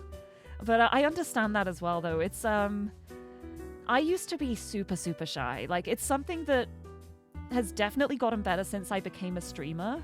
Like I'm more willing to be more like outgoing now, but I still have my moments where I just stand awkwardly and I'm just like, I hope other people approach me because I'm too scared to approach other people. It's the one thing that I'm very thankful for, the fact that in real life I do have pink hair. Like I'm very noticeable. Like I'm very recognizable in real life. There's a lot of people who look very different to their models. But a lot of the people I talk to are just like, wow, you really do just, it's just you. It's just me. It's easy that way. So yeah, it's just like you just see someone with pink hair and cat ears and you're like, oh, is that Lirie? It was me. And it worked so well. It was the perfect plan because it meant I never had to go up to anyone. Everyone else came up to me instead. That was my master plan, to like not have to talk to people. Like I make them talk to me first. And it worked. My cunning plan. Anyway, let's look at the pool cues. I walk up to Andre's favorite pool cues, sitting pretty in their glass case. Polished to perfection, he takes immaculate care of these things. Only he's ever allowed to use these things. Everyone else has to use the regular cues. He's told me how long his family has had these things, and I still refuse to believe they're that old. Apparently, they're so old that his great-granddad first used them before handing them down... handing them down the family tree. I guess it answers how he's so good at pool. It's in his blood. Yeah, love the one time I was looking for you to return your marker. I just gambled you'd be at the alarm booth and you were there. Yeah, that was the plan. I was just like, I need to find Suzume. I found her marker. I need to find her. Studio alarm booth, the perfect meeting spot. Really good. Difficult for someone that doesn't stream. I feel like it's just like getting used to things as well. I think one of the nice things about VTuber conventions is the fact that you know that everyone there has like similar interests. So nobody's going to be like judgmental or anything. Nobody's going to be mean to you. And I think like that kind of atmosphere really helps a lot too. Because I know like I'll be looking around and I'll be like, oh, this person seems so cool. But wait. We like VTubers, hold on. That sounds really mean, like wording it like that, but it's just really nice, like knowing that everyone has that same common interest, and nobody's gonna think you're weird for liking VTubers because everybody does. It is literally the VTuber convention, and that makes things so much easier. It's honestly, Vexpo and Offkai have had the nicest atmosphere out of like any convention I've been to. I used to go to loads of like MCM expos, loads of anime conventions in the UK. Had a great time at them. But the VTuber conventions have had like the nicest atmosphere to me. Like, it's felt the friendliest, but not in a scary way. Like, in a very relaxed kind of way. And I like that. It's my kind of convention. Used to be super shy, but now it's a bit weird because you feel like you don't care about humans anymore, so you can't be shy. I mean, whatever works. Whatever works. I don't think it sounds stupid. I think it's honestly kind of freeing to be like, actually, do I care about what other people think? Probably not. Just do it for yourself and not for other people. It's nice. I mean, the only other convention you were at was Gamescom. It was so full. Oh, yeah. Yeah, it always depends. Like, if places are super crowded, that adds, like, an extra, like, stress level to it. And then it's like, if you were already shy, being surrounded by people in the crush and it's just loud and there's stress everywhere, it makes it even harder. It's why I was so glad that both Vexpo and Offkai this year, they had a lot of space to move around. Like, I never felt like I was getting caught in like a sardine crush. Like, there was space to move past people, and I feel like that makes a really big difference. Because I was a little worried with Offkai because I'd seen like footage from the previous Offkai, and it looked so like cramped and like there wasn't much free space. But because of the new venue for Offkai, it's so much more spacious. So you can actually like move past people. Like, there would be stands and people could still move down the middle while people are standing on either side, which is helpful. Too many conflicts made you like that. Oh, that is a shame. But I mean, at least you get a bonus from it. Being shy isn't that bad. Yeah, it's a little like scary to do stuff when you're shy. I used to be so shy. I just wouldn't talk to anyone. But it's things you can just build up like very slowly, just one little bit at a time. Just be like, I'm scared of doing this, but I'm gonna push out of my comfort zone and do it. And then you can feel accomplished for it. Akka, hello, welcome. The billiard room's looking quite different today. It is. Uh-oh, I think this is a red room. Because we're at the Gallant Rogue and we've got all the roses. Ruh-roh. I think it's okay. I'm probably sheltered. But welcome in! Happy Wednesday! Let's have a look at the photos on the wall.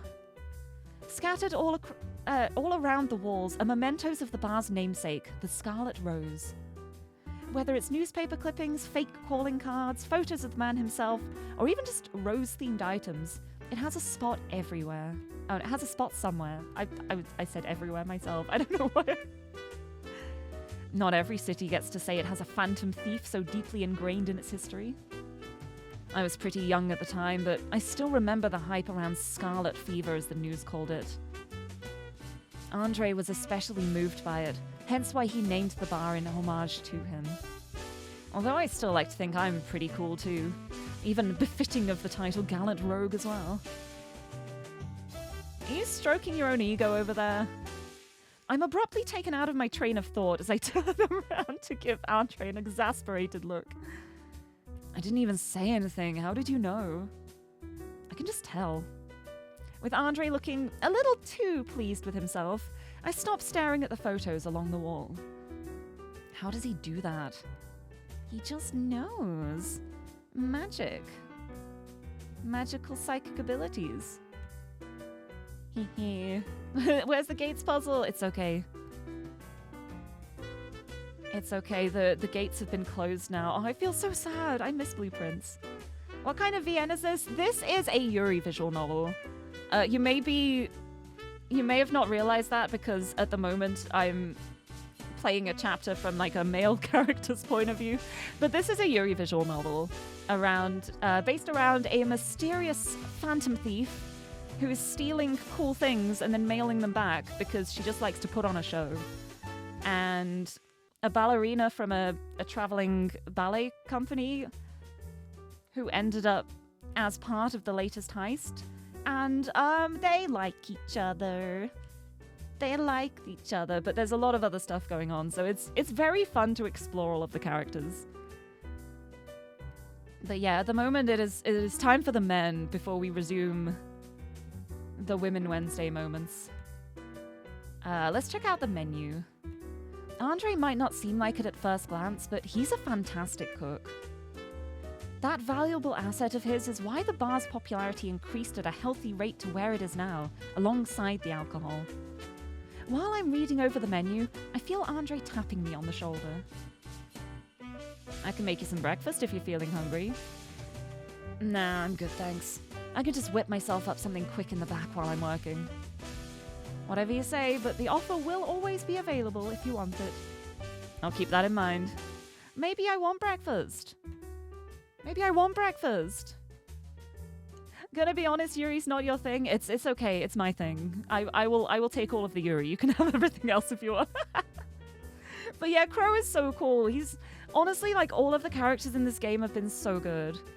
Because it's like, it is a Yuri visual novel, but it's not just about the Yuri. Because we're getting so much backstory and information from all of the characters. And there's like an underlying like sense of mystery going on alongside it.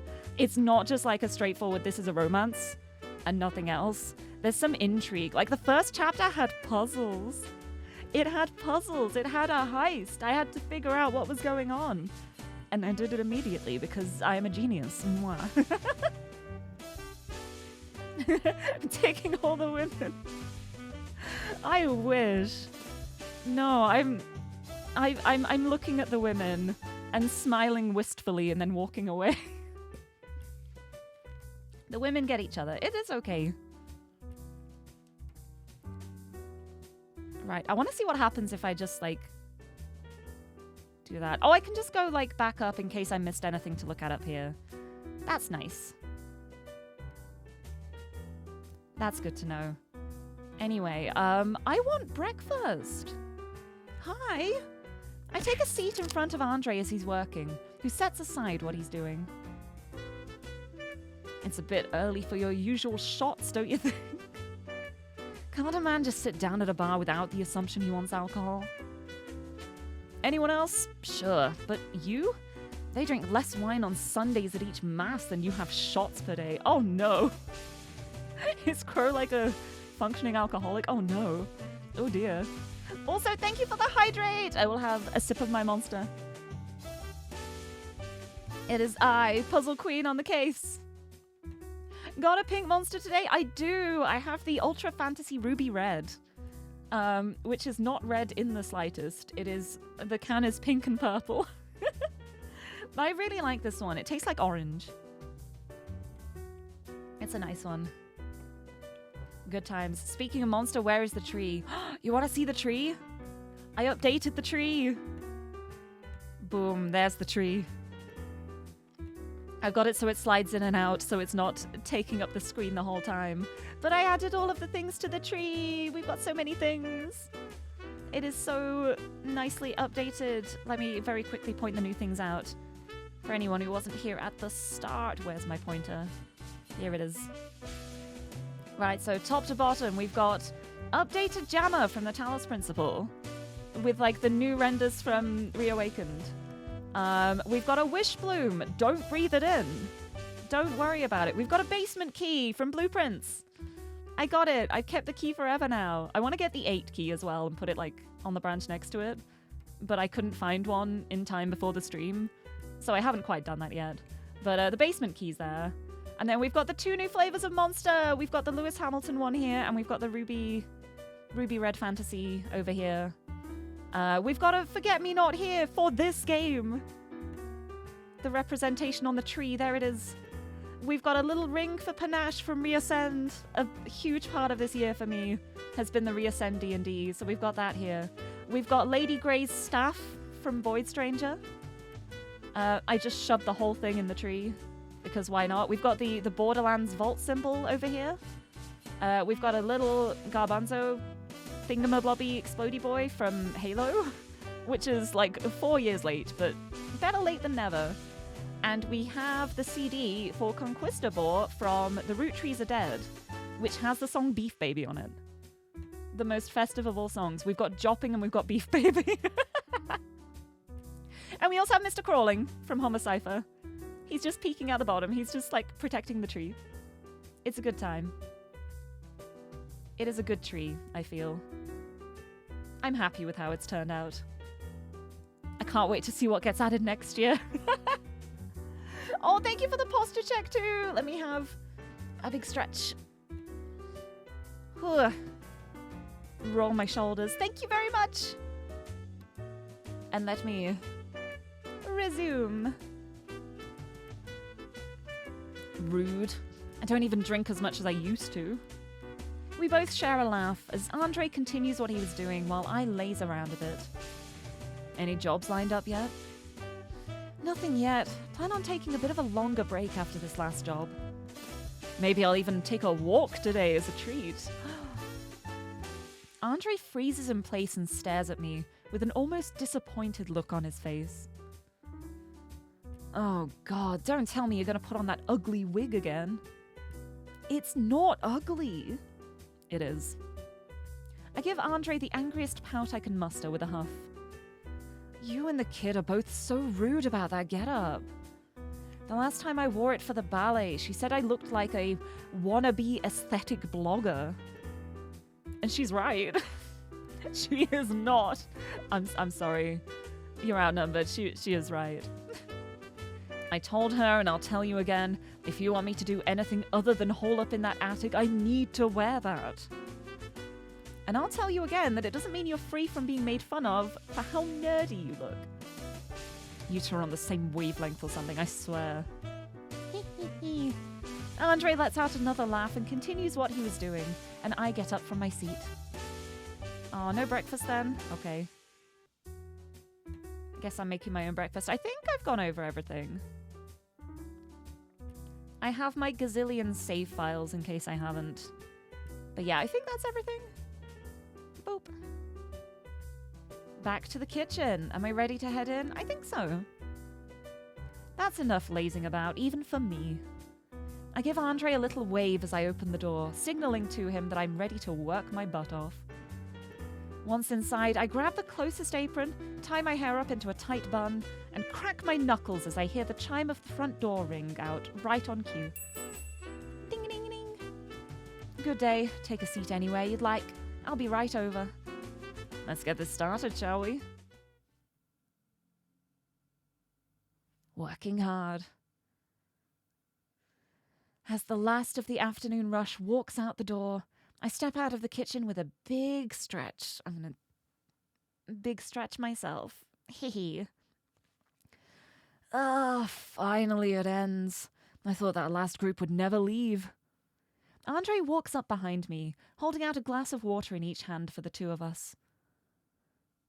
Good work today. Cheers. Cheers. After a little toast, the two of us chug our glasses empty with satisfied grins. Andre then pulls out a washcloth and spray bottle, ready to prep for any customers in the lull. You said you were thinking of heading out for a walk, right? That I did. You sure you don't need me for a bit longer? No, I'm good. A few more of my part-timers are going to swing by in a moment for their shifts. You take your time off until the evening. All right, if you say so.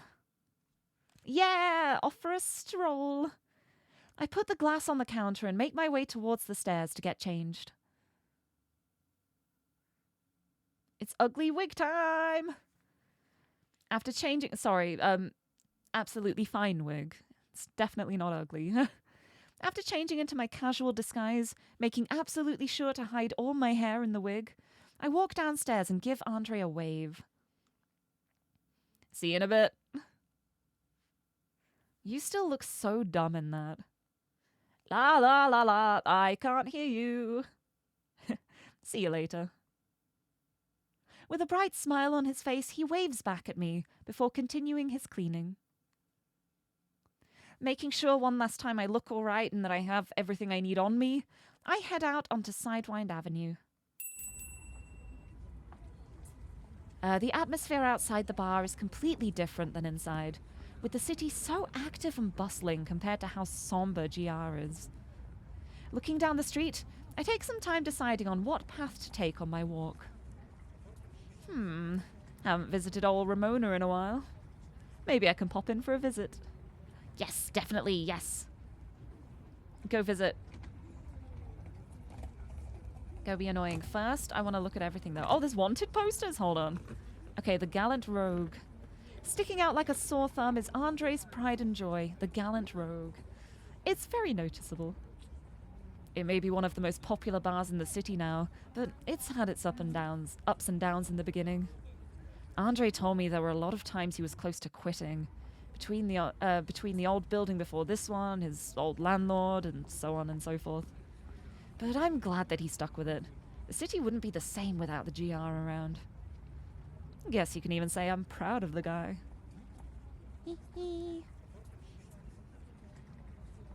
While I'm still here gawking at the door, I take the time to make sure I have everything I need. Keys, wallet, phone. Yeah, that should be everything. Not like I need much, to be honest. I'm just gonna be walking around aimlessly for a bit. I look at my watch to quickly check what time it is. Just after 4. About an hour or so should be good then. An hour's wandering. What's up on the south end? I stare down the street towards the south end, where the business centre lies. The business centre? I don't want to go down there ever again. At least as long as I'm not paid to. Got bad experiences with the business centre, eh? Catching myself feeling worse for wear, I slap myself in the face lightly to try and shake this feeling off.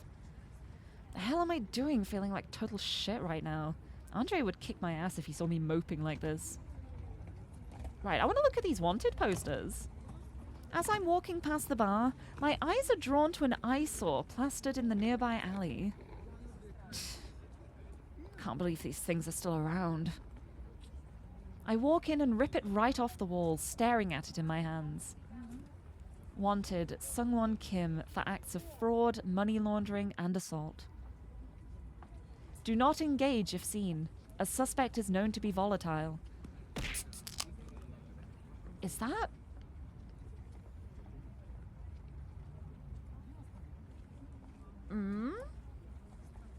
Also, Dima, hello! Thank you for the hydrate! Let me have a sip of my drink. Happy Women Wednesday! Welcome in, I hope you're doing well. Someone clearly has nothing better to do if they're putting up these stupid things again. Crumpling it up in my hands, I shove it into a nearby, shove it inside, I can't read. Shove it inside a nearby bin. I then lean on a wall with a sigh, running my hands through my hair to try and fix my mood. All these years later and they still have it out for me. Yeah, I thought it might have been.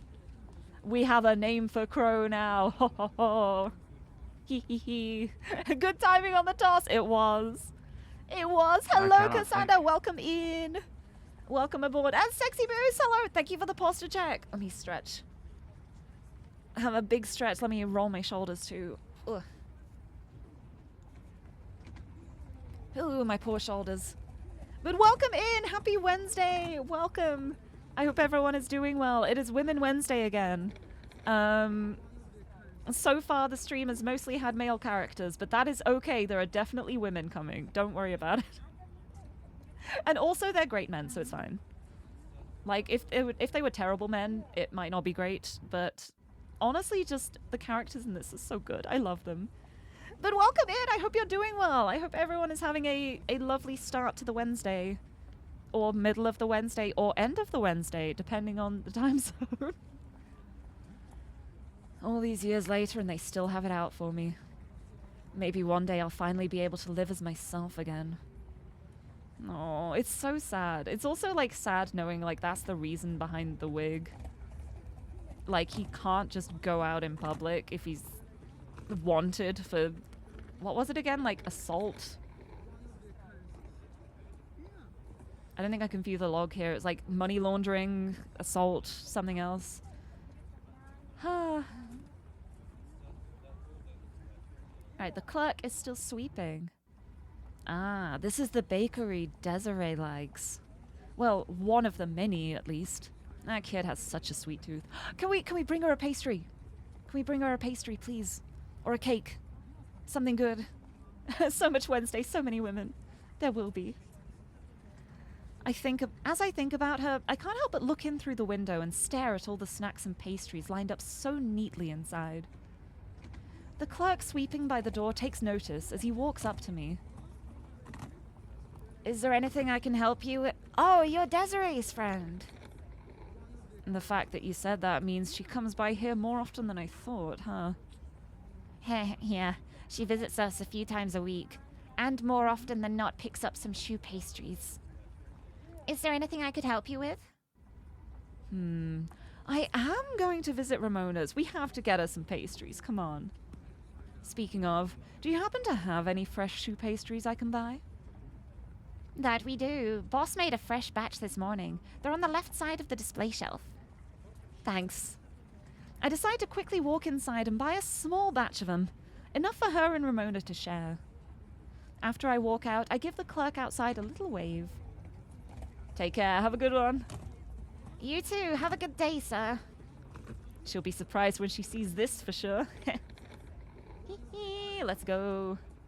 Down that way is Ramona's. They're both probably working their asses off right now, so it'll just be a quick visit to not bother them. After a short walk, I make it to the part of Sidewind that Ramona's is on. The foot traffic always picks up around this area, what with it being closer to the city centre and whatnot. I've never liked crowds, especially on sidewalks where people forget how to walk at human speeds. But I'll deal with it if it means stopping by the shop. It's been a while since I visited. Let's have a look around. If there is just the option to go back south, does it just, like, take me back? I stare down the street back to where the GR is. Looking at my watch, I see that it hasn't been that long since my little outing started. There's no sense going back so soon. Not unless I want to get an earful from Andre about me being lazy. Thinking about Andre again reminds me of a shop nearby that he likes to go to sometimes. I haven't been there myself in a long time either. Maybe I'll pick him something up from there on my way back. Yeah, maybe you will. Can't go in the TARDIS. But I have to pet the cat. I'm going to look at the sign first, though. Sitting pretty in this part of the street is Ramona's Flowers, the surprisingly popular flower boutique people can't seem to get enough of. I don't know whether it's the cozy look of the place, the prices, or even just Ramona herself that brings people here. I think like all three. But whatever it is, it works amazingly well. And to think, would have gone under years ago with the rest of the street had Ramona not hired me years ago. From what I remember, the landlord was just a typical sleazeball who charged extra on the lease while pocketing the extra cash for himself. If I'm being honest, though, I think if Ramona was allowed to, she could have very easily knocked some sense into him by herself. A sweet flower shop owner who punches like a heavyweight champ, There's a reason why she never has to deal with those kinds of retail customers. Ramona is so cool. I love her. I do a little save. Just in case. But, oh, haiku time. Haiku about tigers because it's your birthday. Happy birthday! I didn't realize. Oh my goodness, happy birthday. Yay! Oh, now I need to think about tigers. What do I know about tigers? I think tigers rule. Very cool stripes on their backs. Yay, happy birthday. Does that count? That feels like a cop-out. I don't actually know that much about tigers. Okay, one more haiku. One thing I found out, tigers like boxers as well. They are just big cats. A fun little fact. And a thing that is true. I've seen tigers being given giant cardboard boxes and they will just go and sit in them. It is an eternal thing for all cats. All big cats, every cat likes a cardboard box. It is very true. Right, and anyway, before I continue, I want to do something very quickly. Because it's been a little while since I had the chance to do this, and I just kind of want to, so I'll be fast.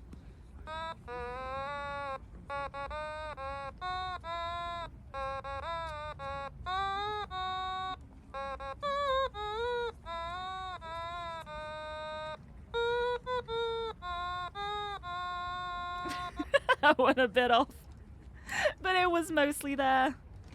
Thank you for the haiku redeem. I will take the points. Haha. But yeah, I don't actually know that much about tigers specifically, apart from just like general cat facts. But yeah, happy birthday! I hope it is a lovely one. Yeah, it does look so funny as well, seeing a big cat in a small box. It's the same just with like regular sized cats as well when they try and just sit in a tiny box. Like Tiffany tries it with everything. We will have a box and it'll be like, you cannot fit in there, and she will still try. She'll try her hardest and it will not work. Anyway, I want to see what happens with further north. Looking up the street going further north, I see the city center and the ever-growing crowd that usually clusters there at about this time of day. Crowds are fine if I'm not in them, especially if it's full of tourists. People pushing each other around to get to where they need to be, yelling over each other, stopping to take pictures in the middle of traffic. Man, talking like this makes me feel like a grouchy old guy. Anyway, cat. Marigold time! Well, well, if it isn't the little furball. How are you doing, Marigold? I squat down to give Ramona's cat a little scratch behind the ears, to which it practically shoves its whole face into my hand for. No, the purrs! Letting out some of the loudest purrs I've ever heard, it rubs its face all over my palm. You are the neediest cat I've ever seen in my life. As if understanding me, little Marigold lightly bites my fingers. Just a little chomp. Hey, no biting. I thought Ramona taught you not to do that anymore. I shake it off gently, and it proceeds to start grooming itself, looking a little too pleased over what happened.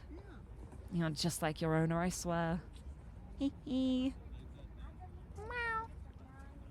A lovely baby. Anyway, I think that's everything. So I think it's time to head in. Am I ready to head on in? I think I am. Walking closer to the door, I can already smell the overwhelming scent of all the flowers and plants Ramona keeps inside. Ah, I forgot about that part. Oh well. I sigh and open the door as the bell hung on the outside welcomes me in. Ding, ding, ding. Stepping into the quaint little shop, I look around at all the plants and such Ramona offers for sale. Everything's so neatly organized and with so much to offer, you'd think you just walked into a greenhouse. I see Ramona behind the register, who looks up from her account book to greet me. Hello there, how can I... Oh, it's you. Hi, Ramona. Long time no see. Almost didn't recognize you with that mop on your head. You trying to look younger? Oh, don't you start. I've heard enough about this thing from those two. See, I don't even think it looks that bad. It looks just normal to me. She lets out a hearty laugh, then pats me on the shoulder with the biggest smile she can muster. Well, it's good to see you again, Crow. Knowing you, though, I assume you're not here to pick up any plants. No way, that's Desiree's thing, not mine. Speaking of Desiree, I actually came by to see how she's doing. Well, you're not seeing her right now, that's for sure. She's got a visitor. Ooh, wait, is this like the moment? Was he here? Hold on. I stare at her in confusion, to which she just points to the back room without a word. With a shrug, I peek inside to see what she's talking about. Ah, that's what she means.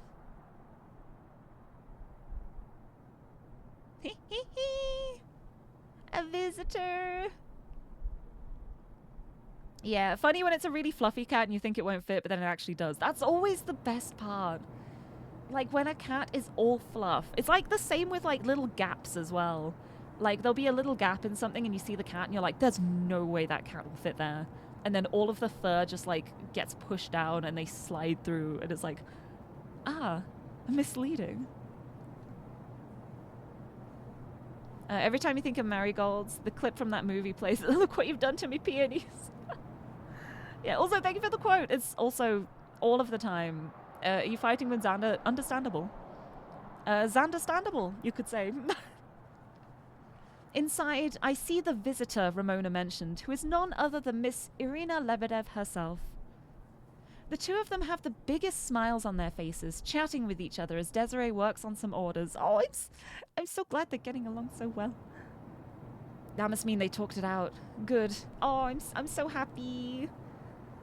But also, how dare you, game? How dare you let them talk it out without letting me know what they're talking about? I want to know. I want to know. I want to know everything. I want to know the details. I back up from the door, making sure the kid doesn't see me, and turn back to Ramona. How long have they been talking for?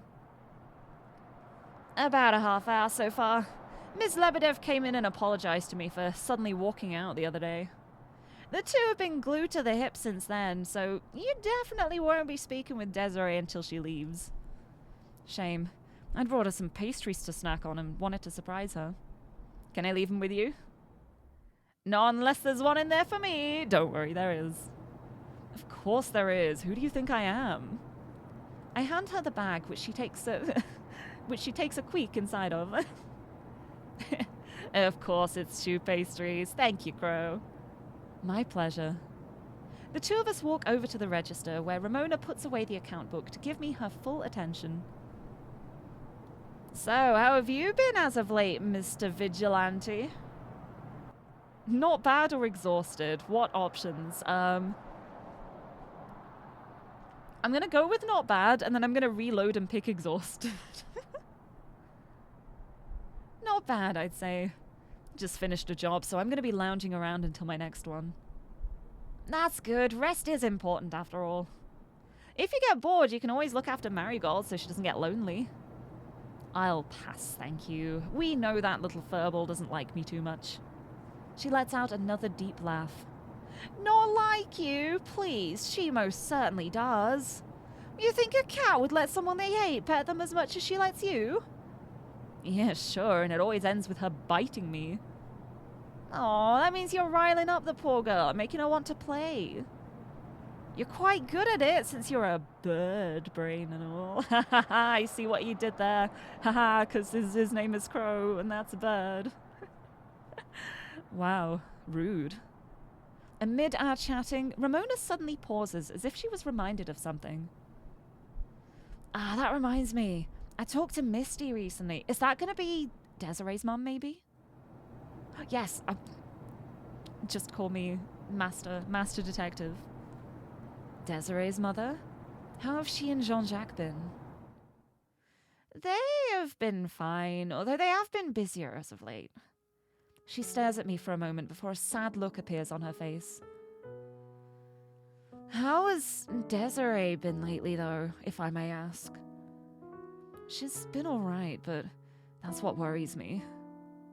She's a smart one, able to read other people no problem. So it wouldn't be crazy to assume that she's doing a good job hiding her own pain. Ramona lets out a deep sigh. It's been almost 4 years since they had to move. That's a long time to be away from the people you care about. I want to know why they had to move. I know Misty and Jean-Jacques miss her a lot. They'd be able to at least talk like normal if it wasn't for her grandfather getting into a panic because of what happened. She told me how overprotective he was years ago, and to think that it still holds true even now.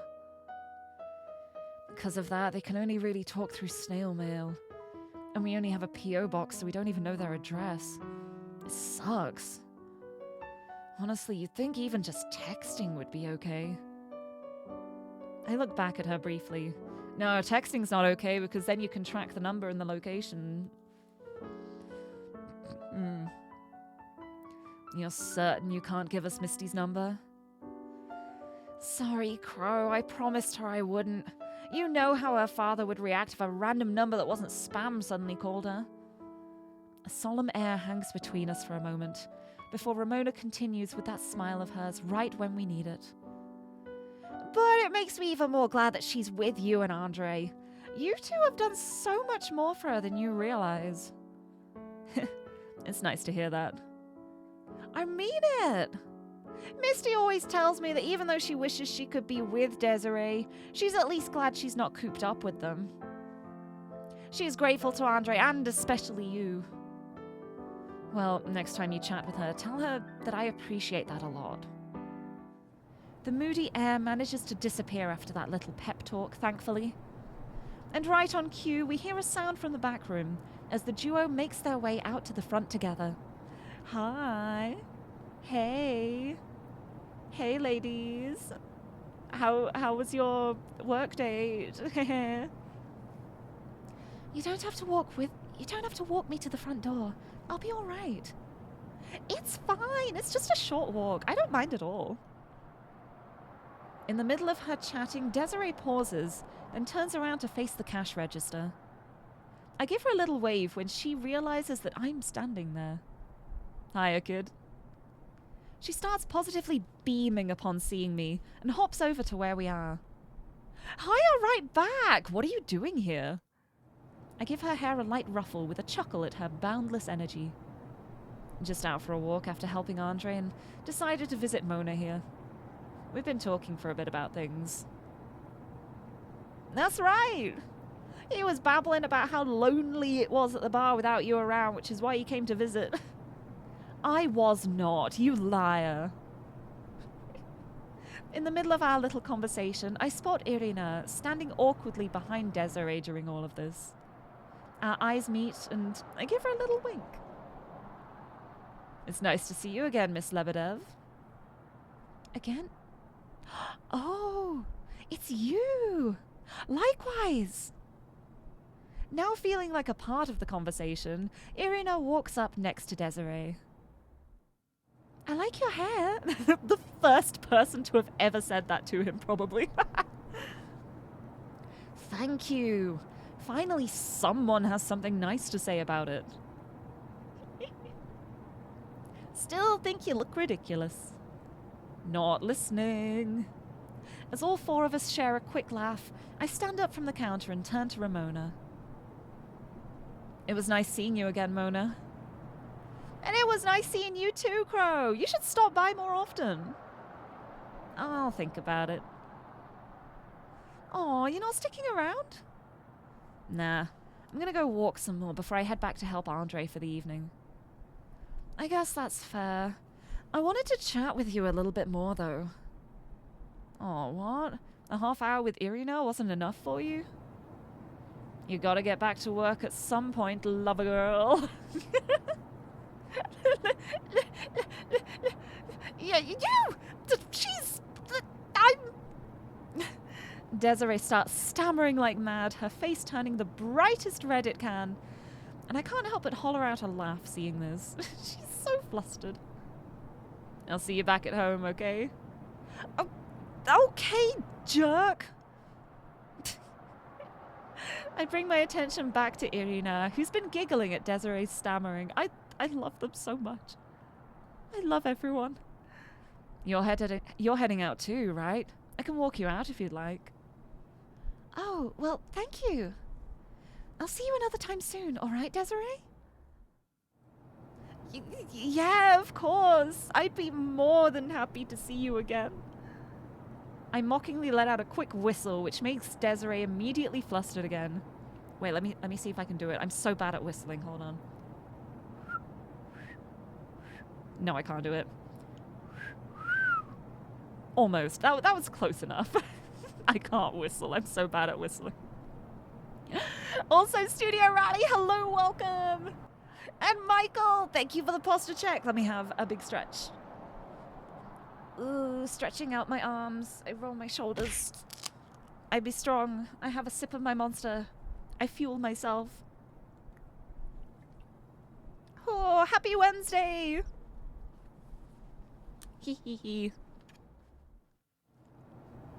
Yeah, it was close enough. It was like recognizable. Hold on, I've got an idea.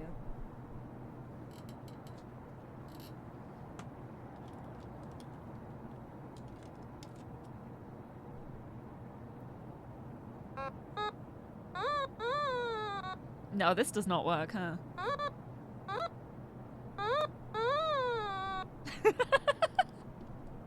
I'm just making noises. That does not work. That did not work the way I planned it in my head. At least I tried it.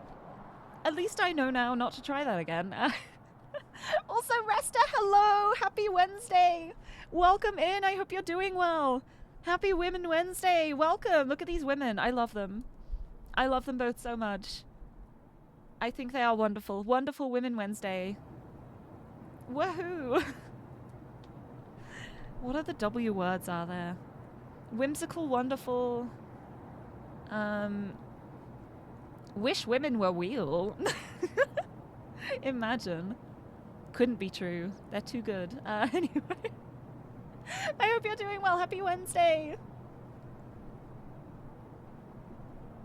Okay, that's it. Out, out, out. You've been here long enough. Bye, Desiree. Have fun at work. As Desiree pushes me out the door as fast as she can, I give Ramona one last wave before I'm fully out. Now we get to have a talk with Irina. Hee hee.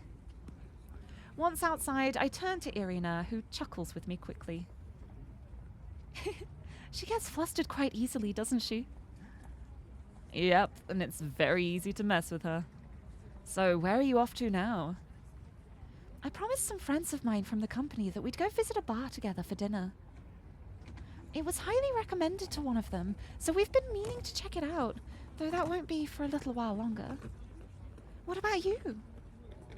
I scratch the back of my neck as I think of an answer. Thank you for adding the quote. But it was wheel as in like real but ooh-fied. Imagine if women were real. It would be amazing. Wow. Wow, women. Let me hold on. I'm getting my dictionary. I need to find more W words. Women with wit. Wondrous women. Wobble probably doesn't quite work. Withdrawal doesn't quite work. Wholesome women. What else is in here? Whoopee. Informal, expressing wild excitement or joy. It's right next to a whooping cough. How incredible. There we go. Free dictionary redeems. Just because I needed W words. I scratch the back of my neck as I think of an answer. Honestly, not really sure. Was thinking of just wandering around a bit until I got to head back home. Either way, it was nice to see you again. As much as I wasn't fully expecting to. The feeling is mutual. And, She looks away for a brief moment, rolling her fingers over the ring she's wearing before looking back at me. Thank you for keeping your word about what we talked about the other night. You're very welcome. I'm a man of my word. Word, that's another W word. And you can be sure of that. I give Irina a playful bow to which she giggles at before giving my usual wave. I can't wait for everyone to meet at the Gallant Rogue later and be like, wow, we have to stop meeting like this. See ya. Take care. The two of us go our separate ways down the street as I start walking north and think to myself about how to spend the little time I have left. I don't have anywhere else to go, so I'll just meander to get some more fresh air before I head back to the bar. Have a little wander. That's another W. Wander. After wandering around for a bit, I make it back to the bar right as the usual evening crowd starts to gather. Andre is busy taking some orders, so I decide to seat myself on one of the stools and wait for him. Looking around the bar at all the people, I spot a familiar face in a small group. That's true. Our eyes lock for a moment before we give each other a quick nod of acknowledgement. Should have figured this was the highly recommended bar she was talking about. As I'm staring at the wall deciding what to drink later, Andre walks up to me and pats me on the shoulder. Done your walk already? Yep, and I brought you a little present. Ooh, you're paying your rent early this month? No, you jackass, I got you some donuts. I hand him the small paper bag, which he happily grabs and looks inside of immediately. Nice, and you got the good ones too. I'll snack on these later when it dies down a bit. Do you want me to help you out? It's getting a bit busy. If you don't mind, then sure, feel free to hop into the kitchen. I'll go ahead and get changed then. Giving him a quick high five, I hop off the stool and head upstairs to change out of my disguise. Now you're just the guy who works here. Just as I thought, as soon as I got myself situated in the kitchen, the evening crowd decided to come in waves for their usual meals and drinks. Between Andre, myself, and his handful of part-time cooks and servers, we managed to juggle the rush as people come and go as they please. All the while, the TV plays in the background as ambient noise, going from sports talk to now the local news network talking about the exhibit again. This is TTV News, coming at you live from the Pavlova exhibit happening in the museum. Even though the exhibit is nearing its final days, the crowd hasn't died out one bit and is even getting bigger each day. Let's see if we can ask any patrons some questions. Excuse me, you two. What made you want to check out the exhibit? Forget-me-not, duh. Their heist was so cool, and the jewel looked so pretty, I just had to see it for myself. Same here. I was waffling on whether to buy a ticket until the heist happened. But after seeing Forget-Me-Not steal the main attraction, how could I not? You heard it here first. For many patrons, it was the work of the thief that brought them to see everything the exhibit has to offer. I can't read, oh my god. Ah, there's Mr. Wilkinson himself. Excuse me, sir. How do you feel about the thief attracting more people to the museum? I'll admit, I'm extremely conflicted about it. While I am enamored that the turnout for the exhibit was better than I had hoped, the fact that it's due to the thief's involvement leaves a bitter taste in my mouth. I'm grateful for the advertising, but rest assured, this is just a temporary truce. I see. Thank you for your time, Mr. Wilkinson. The exhibit, and the jewel, of course, won't be around for much longer, so get your tickets soon if you've been meaning to. Sending it back to the studio. Andre and I stare at the TV before looking at each other once it switches back to the main station. With the exhibit ending, that'll mean the ballet will move on in their tour, right? Yep. From what I know, they're going to finish up with a few stops here in the UK. That means Desiree and Irina will switch to talking long distance after they leave, won't they? Oh yeah, I guess that's true. I'm glad that they'll still be able to talk. My sentence trails off there as I remind myself of the conversation I had earlier on my walk. And yet... sorry. I had a talk with Ramona earlier, and it's been on my mind ever since. Andre puts his hand on my shoulder and gives me a warm smile, immediately pulling me out of my crummy mood. I can hear you out later if you want, when things settle down a bit. If you don't mind, then I'd really appreciate it. Of course I don't. He lightly punches me in the shoulder as he walks by me. There we go, there's the punch in, punch out. Let's work our asses off until then, okay? Got it. As Andre switches to customer service mode, I tighten my apron to head back into the kitchen. Just gotta take my mind off of it until later. Don't want to cause Andre any problems. Whew. With the last of the evening rush walking out the door, I let out a big yawn and take a seat on one of the stools near the counter. Meanwhile, Andre is seeing out a couple of his part-timers before joining me.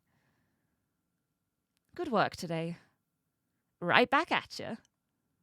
I slump over onto the counter, feeling the exhaustion from not only work, but from everything on my mind taking its toll on me.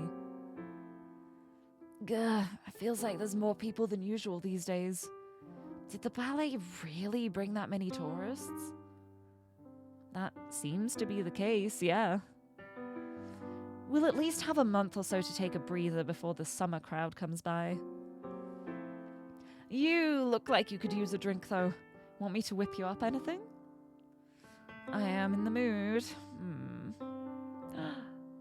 Something normal will surprise me. I just realized I didn't do this, too. Hold on, I'm going to quickly load this and just see what happens if I say exhausted. Exhausted. My last job had me crawling around in the damn theater hall of all places.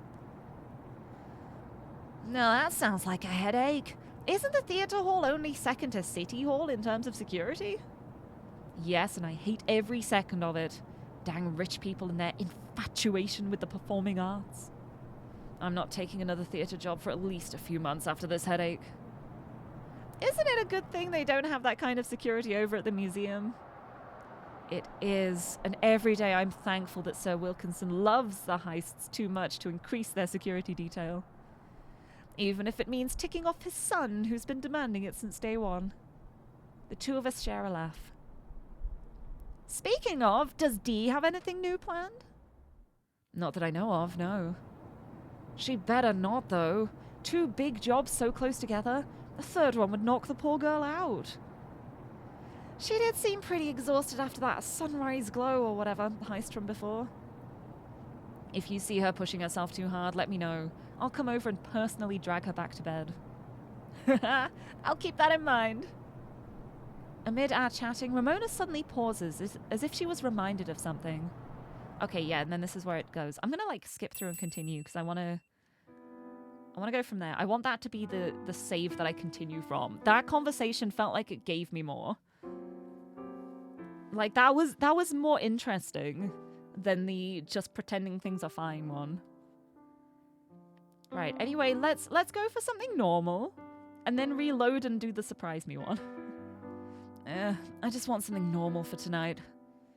Sure thing, give me a moment. Andre starts pulling out some bottles from the wall, along with some sugar and everything else he needs. I can't help but stare at him as he meticulously pours everything into a shaker bit by bit, then rhythmically shakes it to blend it all together. Back and forth, to and fro. Watching him work is entertaining in and of itself. He then pulls out a glass, places a round ice cube and orange slice into it, then pours the concoction inside, sliding it towards me once he's finished. That orange colour belongs to an old-fashioned, one of the most common drinks Andre makes for his patrons.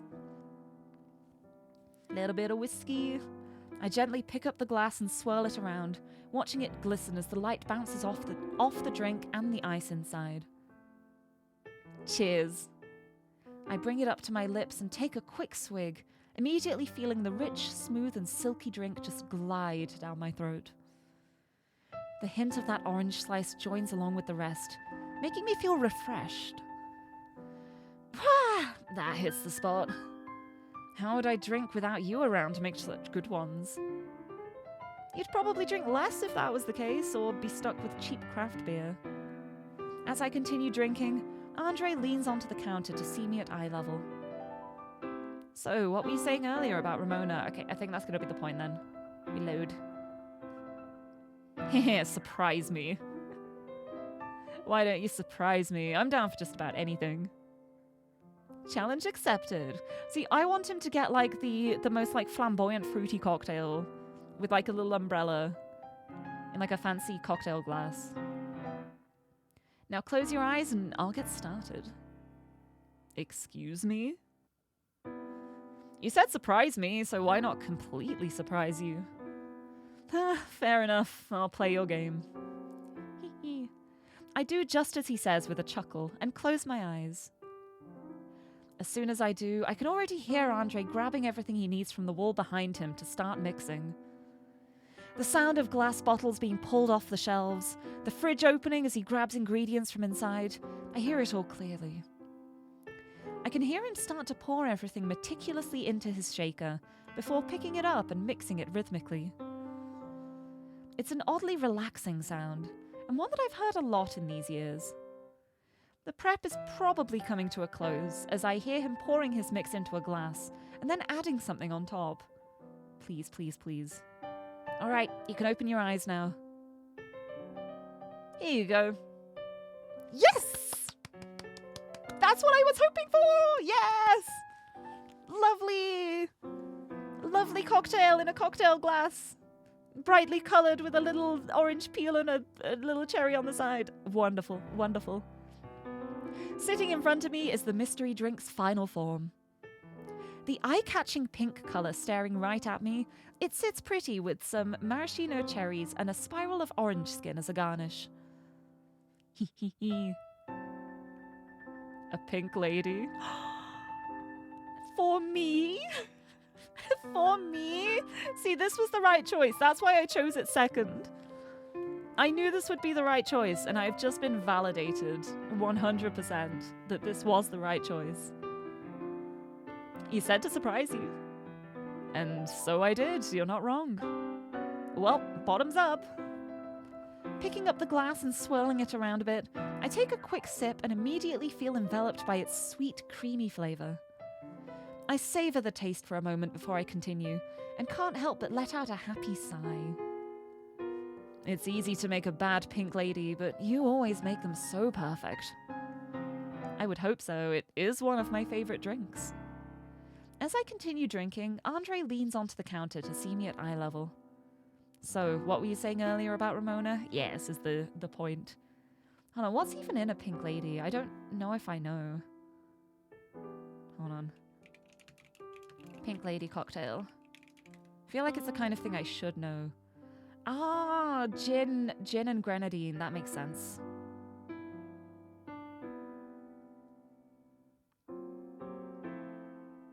Apple, lemon. Yeah, gin, grenadine, and egg white. And there are also variations adding other things. Nice. I've never tried it before. There's a lot of cocktails I've not tried before. My problem is, like, I find one drink that I like, and then that's all I ever order. I'm not very imaginative. Unless I'm at a place that has, like, a whole menu with cocktails with fancy names, at which point I'll go through and be like, I don't know what this is going to be like, but I'll have the magnificent cherry maestro or whatever. I like the ones that have, like, the fun names to them. What's my current go-to cocktail? I don't know. I don't really tend to order cocktails very often. There are a lot that I like, though. I'm very, like, easy to please with cocktails. I like the ones that are like the fruity drinks.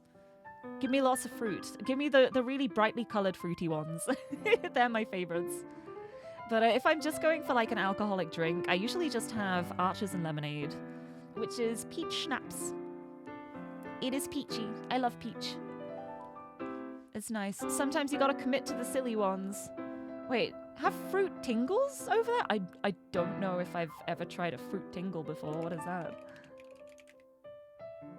Fruit tingles. Oh!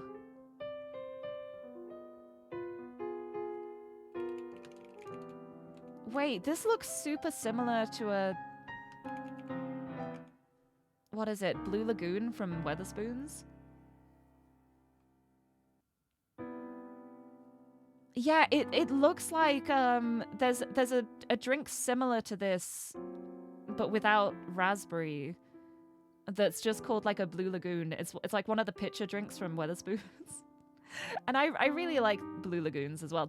That's probably like, if I can choose a cocktail, I'd go for that because I love Blue Lagoons. They taste so nice. Yeah, it's just it's an Australian variation of it, which is just a Blue Lagoon, but it adds like a dash of grenadine or raspberry cordial to it. That's so fun. I didn't know that. I've learned something new about cocktails. I love it. Oh, the only mixed drink you've had was the one at the rodent room party at Off Guy. Oh, I know the one with the special container. Yeah. I really enjoy White Russian, but can't really drink it anymore. Oh no! Oh, lactose intolerance.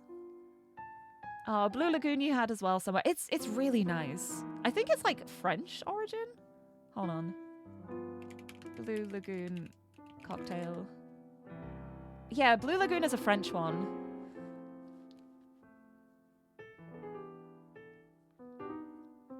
But yeah, the fruit tingle is just a variant of the Blue Lagoon. That's so fun. That's so fun, actually. Because there's another one as well that I really like from Weatherspoons, which is like Purple Rain. Like the cocktail picture of the Purple Rain. Which is, again, it's just very similar to the Blue Lagoon, but I think it has... Oh no, that's the equivalent.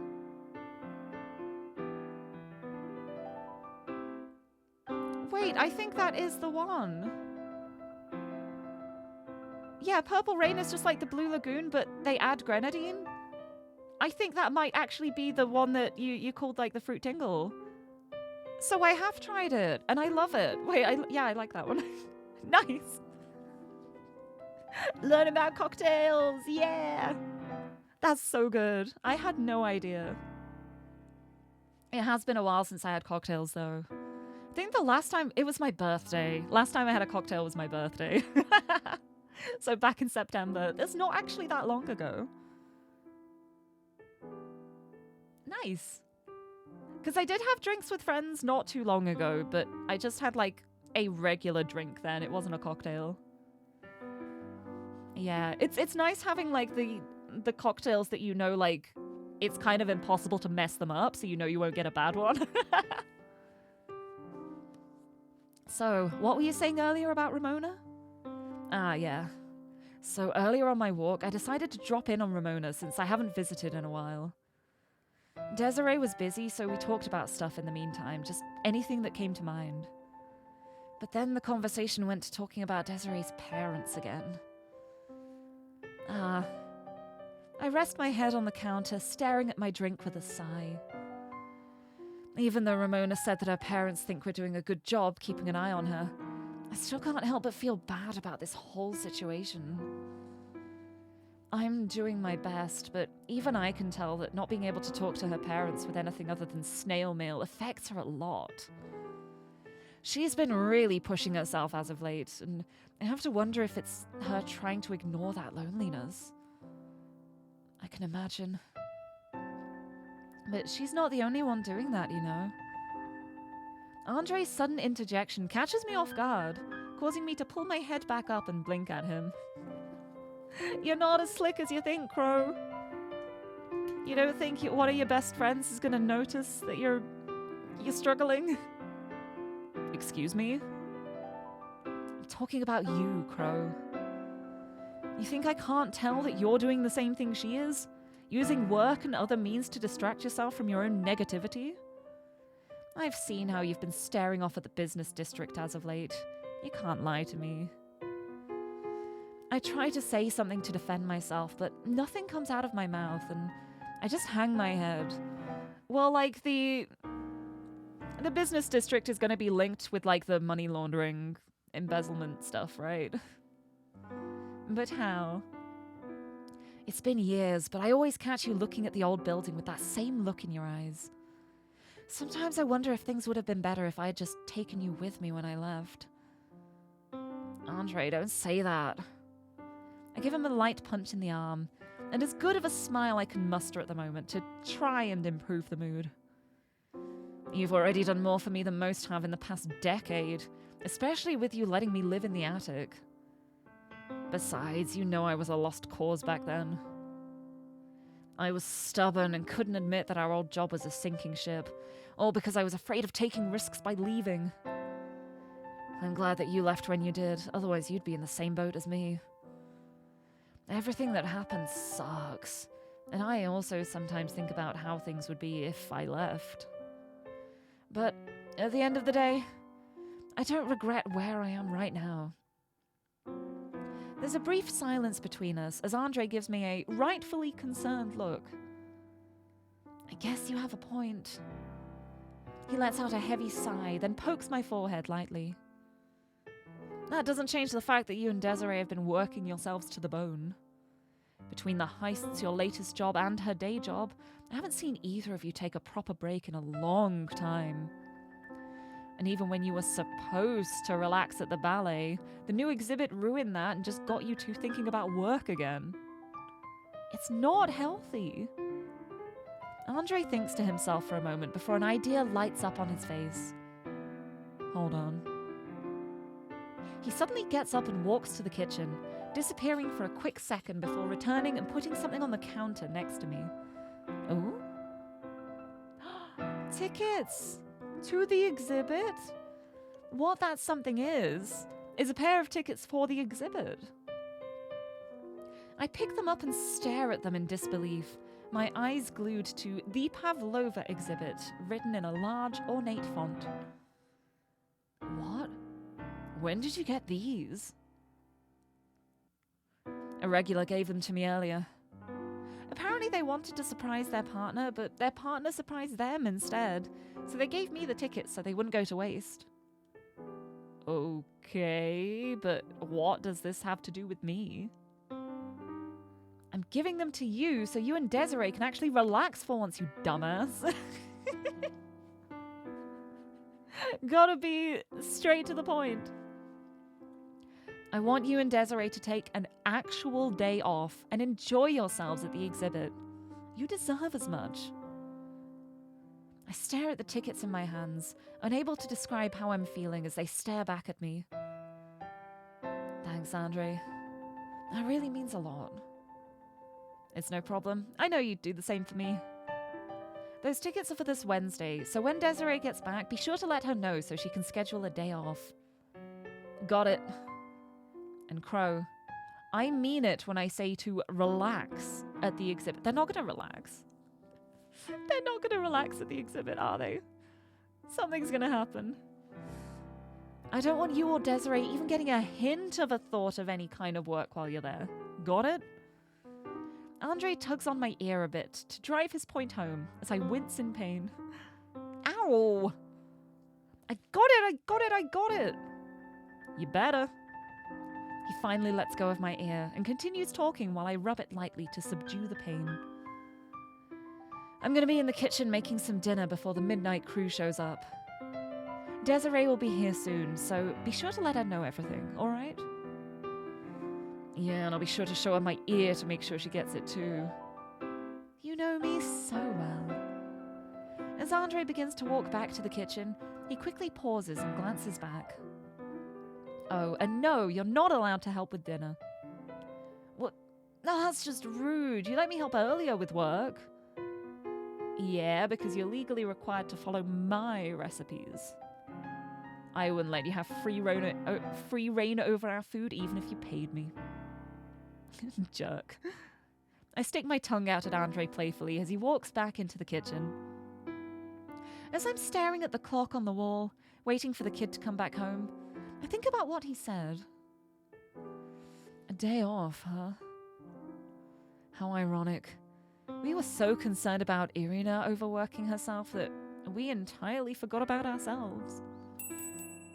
With the sound of the bell on the door catching my attention, I see a certain someone finally walk inside. I'm back! Welcome back, kid. I've got some news to share.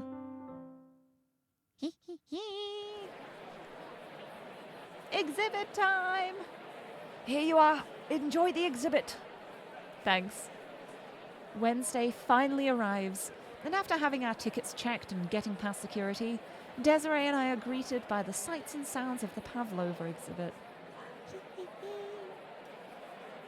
Around us are dozens of other people, families dragging their kids around, couples out on romantic museum dates, art and history enthusiasts, all making the interior lively.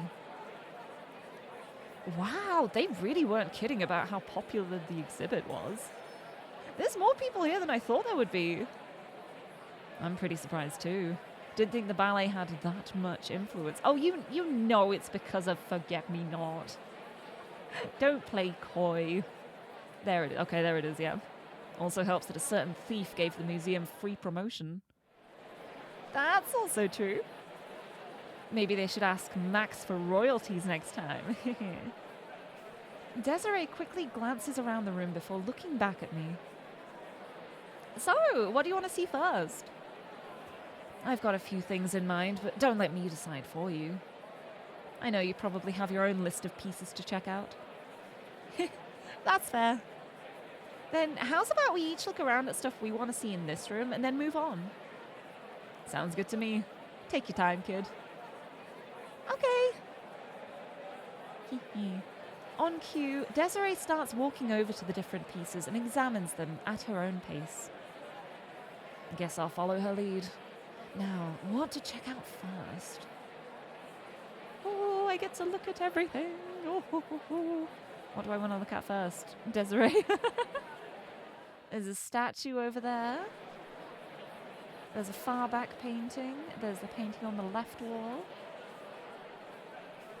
There's the painting on the right wall. There's the big painting. It's over here.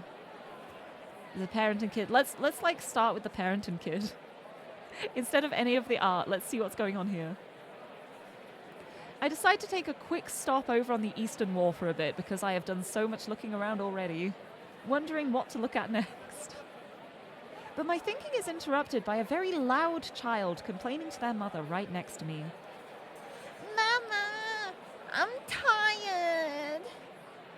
That's because you ran around the museum like I told you not to. But I'm bored. You and Daddy are just staring at these pictures the whole time. Oh, don't be like that. I'm sure you'll find something that you like further in. Besides, don't you want to go get dinner after this at your favorite place? The kid just about jumps off the bench in excitement. Can we really? If you be a good kid and not run around anymore, we can even get ice cream too. Okay, I can do that. Sometimes kids are so easy to read. I wonder, would I be a good parent if I had a kid? I mean, you've kind of got like a guardian role with Desiree. I think he'd make a very good parent. He's already kind of parenting. Aww. Kind of thing he thinks about. I'm just going to go right to left, I think. So let's have a look at this painting. Whoa, look at that. The Star by Edgar Degas, 1878. Ah, I know this one. This is usually what comes up first when you look up Degas paintings. He's known for painting a lot of ballerinas, so I'm not surprised some of those works are in this exhibit. I stare at the piece for a while, really letting it sink in. I always hear people talk about how fascinating studying the fine arts is, and just looking at classical paintings in general. Didn't think too much of it, but seeing this piece in person kind of makes me understand why. I'll ask Desiree later what she thought of everything. Let's have a look at the big painting. I walk over to the eastern wall to get up close to one of the largest paintings hanging on it, or at least as close as I can get without tilting my neck too far back.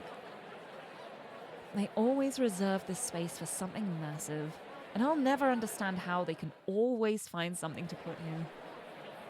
It's a pretty nice piece, though. Let's see. Dancer by the Balcony by Andrei Kulov, 1957. Donated for the exhibit by the retired painter, it depicts a dancer he grew fond of at a company back in Moscow. That he grew fond of? Huh? When it's pointed out like that, you can kind of tell by comparing the care put into the dancer versus every other part of the painting. It's kind of cool how you can notice those things when you focus. It is cool. Let's have a quick check-in with Desiree. How's she doing? Oh no, I'm not done looking around yet. Let's have a look at the statue. After waiting for the small group that was blocking the view to move on, I walk up to the bronze statue sitting pretty along the northern wall. Putting on a worn-out slipper by Anna Margot, sculpted in 1961. Inspired by works such as The Little 14-Year-Old Dancer, the sculptor was a known perfectionist who spent days on the most minor details, so they would be exactly as she pictured. Dang, they weren't kidding. The detail on this is impressive. I can even tell how old the slipper she's putting on is. Artists scare me sometimes, especially the perfectionists. Yeah, me too. It's always so cool. Let's have a look at the far back painting. Wandering around the northern wall, I quickly glance at a painting next to me. Huh, a Degas. Let's see here. Oh ho! The Dance Foyer at the Opera on the Rue Le Pelletier by Edgar Degas, 1872. What a mouthful. Degas sure did like to paint a lot of ballerinas, huh? Guess that's what finding your muse is like. If it were me, I would have gotten bored by the third painting. But then again, I'm not an artist. Can't imagine why. Right, and then this painting on the left wall. Walking near the left wall, I stare at each of the paintings hanging on it until one catches my eye. Huh, a more recent piece. Let's see. Nutcracker Rehearsal by Marie Dormier, 2001. It's pretty. Commissioned by the Pavlova company themselves, it depicts the then prima and lead dancer doing dress rehearsal for the upcoming Nutcracker Ballet performance. Guess getting a painting commissioned is a good way of promoting yourself. These two were the stars right before Magdalena and Damien. I recognize them from the files. Wonder if they've gotten any paintings done of themselves. Seems like it'd be kind of neat. Imagine getting art of yourself. Pushes my art commissions under the rug with my foot. Let's talk to Desiree. I think I'm done looking around now. I think that was everything, so I'm done. I walk over to Desiree, who is busy staring at the black swan, and tap her on the shoulder to catch her attention. Oh, you're done already? Yep, that's enough for me in this room. What about you? You done looking around? Yep, saw everything I wanted to. I'm just hanging out here until I feel good to move on. She points at the jewel sitting pretty in its glass case in front of us. I rarely ever get to see these things how they're supposed to be seen. Must feel weird being on the other side, huh? Yeah, a bit. But it's kind of nice. You know, thinking back to when you told me about this jewel's history, it's kind of ironic now. I was so focused on Irina's well-being that I completely forgot about myself. Life comes at you fast, though I'm not one to talk. Andre gave me a whole lecture before giving me these tickets. We both laugh together a little before Desiree looks back at the jewel fondly. Hee hee. Oh, this is so nice. A lovely moment together. You know, these past few years have felt so different, especially recently. You mean because of Forget-Me-Not? She nods, then looks back at the jewel. Before I moved in with you and Andre, it was rare for anyone to really pay me any mind. I was always an afterthought, an accessory to my grandfather's achievements. But ever since they appeared, that's all changed. Now the city can't stop thinking about them at all hours. Even if it's a persona, it's oddly comforting to be remembered at all, you know? She pauses, letting out a deep sigh as she clutches her bag a little tighter. Talking to Irina made it even more obvious. The other day, when she figured me out, you know what she said? She said that she prefers seeing me like this because she sees me, Desiree. It means the world to me to hear someone say that. She looks at me briefly. Irina and the rest of the ballet are leaving soon, right? Yeah, once the exhibit wraps up, they'll be moving on in their tour before heading home. Are you going to be okay? Yeah, I will. Irina and I already exchanged numbers, and we promised to message each other as often as we can. We've only known each other for a short time, but it's been really nice overall. I know that I'll miss her a lot. But I'm glad that we can still talk after she leaves. I stare at Desiree, her gaze still on the jewel before us, but now showing a hint of sadness as her sentence trails off. Letting out a sigh, I ruffle her hair lightly with a smile. You need to learn to be more open, kid. Sorry. Don't be, I get it. But just know that, at the very least, I'll be here for you. And about them, I'll admit I was really against it in the beginning. Seeing you put yourself at risk left a bad taste in my mouth. But even though I've only known you for these past few years, you've changed a lot in that time because of this hobby of yours. I have? Yep, more than you'd think. You're more confident now because of them, and I know your parents would be happy to see you like this. Desiree's solemn expression changes to a warm smile, one I haven't seen on her in a long time. Thanks. I appreciate it. And sorry for this impromptu vent session. I know we're supposed to be relaxing right now. Don't worry. We can talk more about this back at home if you want. Sure. I think I need it. Oh. What a lovely moment. I guess we're done with this room. Do you want to move on? Sounds good to me. Lead the way, kid. Let's go to the East Wing then. I heard they have a really cool moving arts display. Ooh. Just as Desiree turns the corner, a couple of security guards walk into us, quickly apologizing as they move on. You okay, kid? Yeah, I'm fine. Just caught me off guard. Wasn't that Max's usual entourage, though? Ugh, you're right. Come on, let's get out of here faster. I don't want to watch that blonde a-hole try to act like a good host. Couldn't agree more. The two of us start to continue on, but something catches Desiree's attention, causing her to turn around. Hey, isn't that... I look at where Desiree is staring, and I match her surprised look when I notice who Max is talking to. Good to see you, Detective. I'm glad you could make it. Good day to you too, Mr. Wilkinson. Goodness, Detective, had a poor night, did we? I haven't been sleeping much as of late.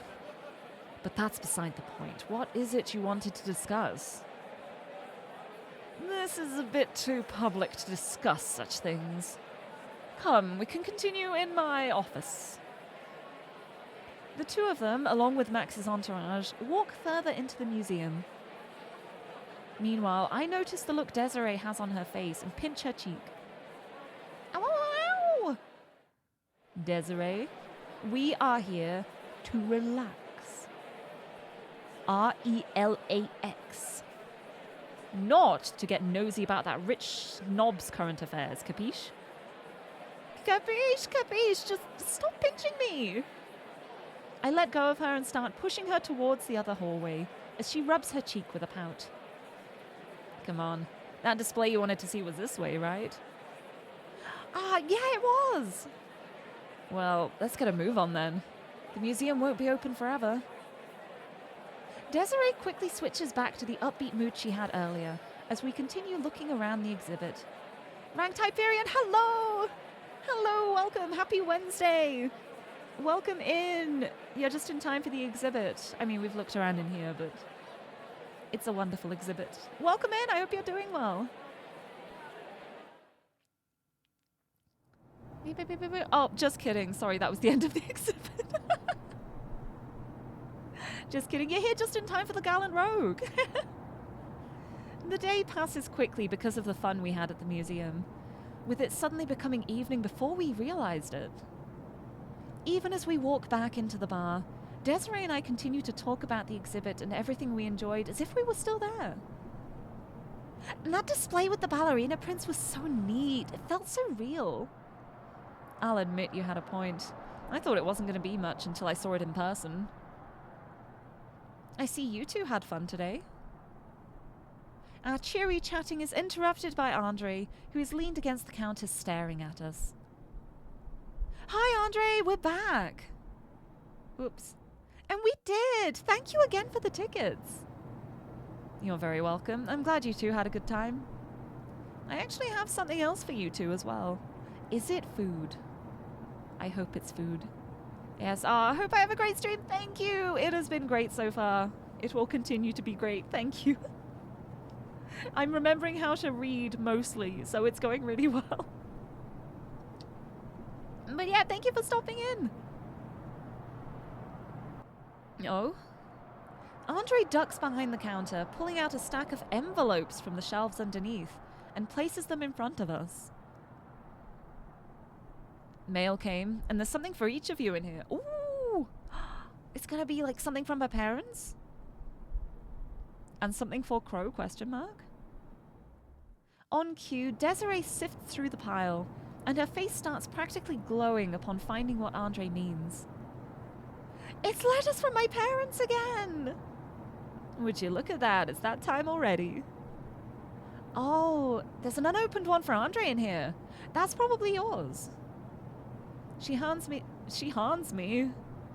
Where did Hans come from? I just said like that I'm remembering how to speak English, and suddenly my ability to speak English vanishes.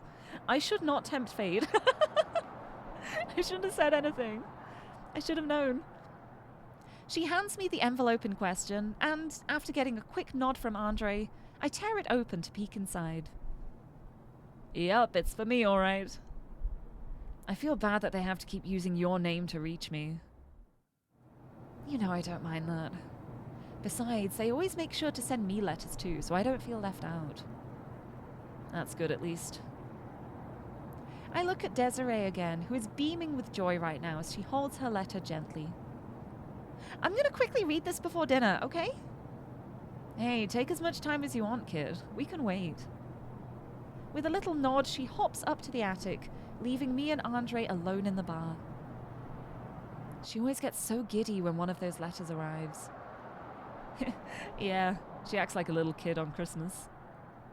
Got a lull right now, huh? Yeah, most people are eating out near the museum because of the exhibit, so it hasn't been too busy today. We're probably gonna get average numbers once the evening crowd shows up. He gives me a quick pat on the shoulder before continuing. Don't feel like you need to help me out tonight, by the way. We can handle an average day ourselves. You sure? I don't mind helping. Of course I'm sure. I told you it is the day off.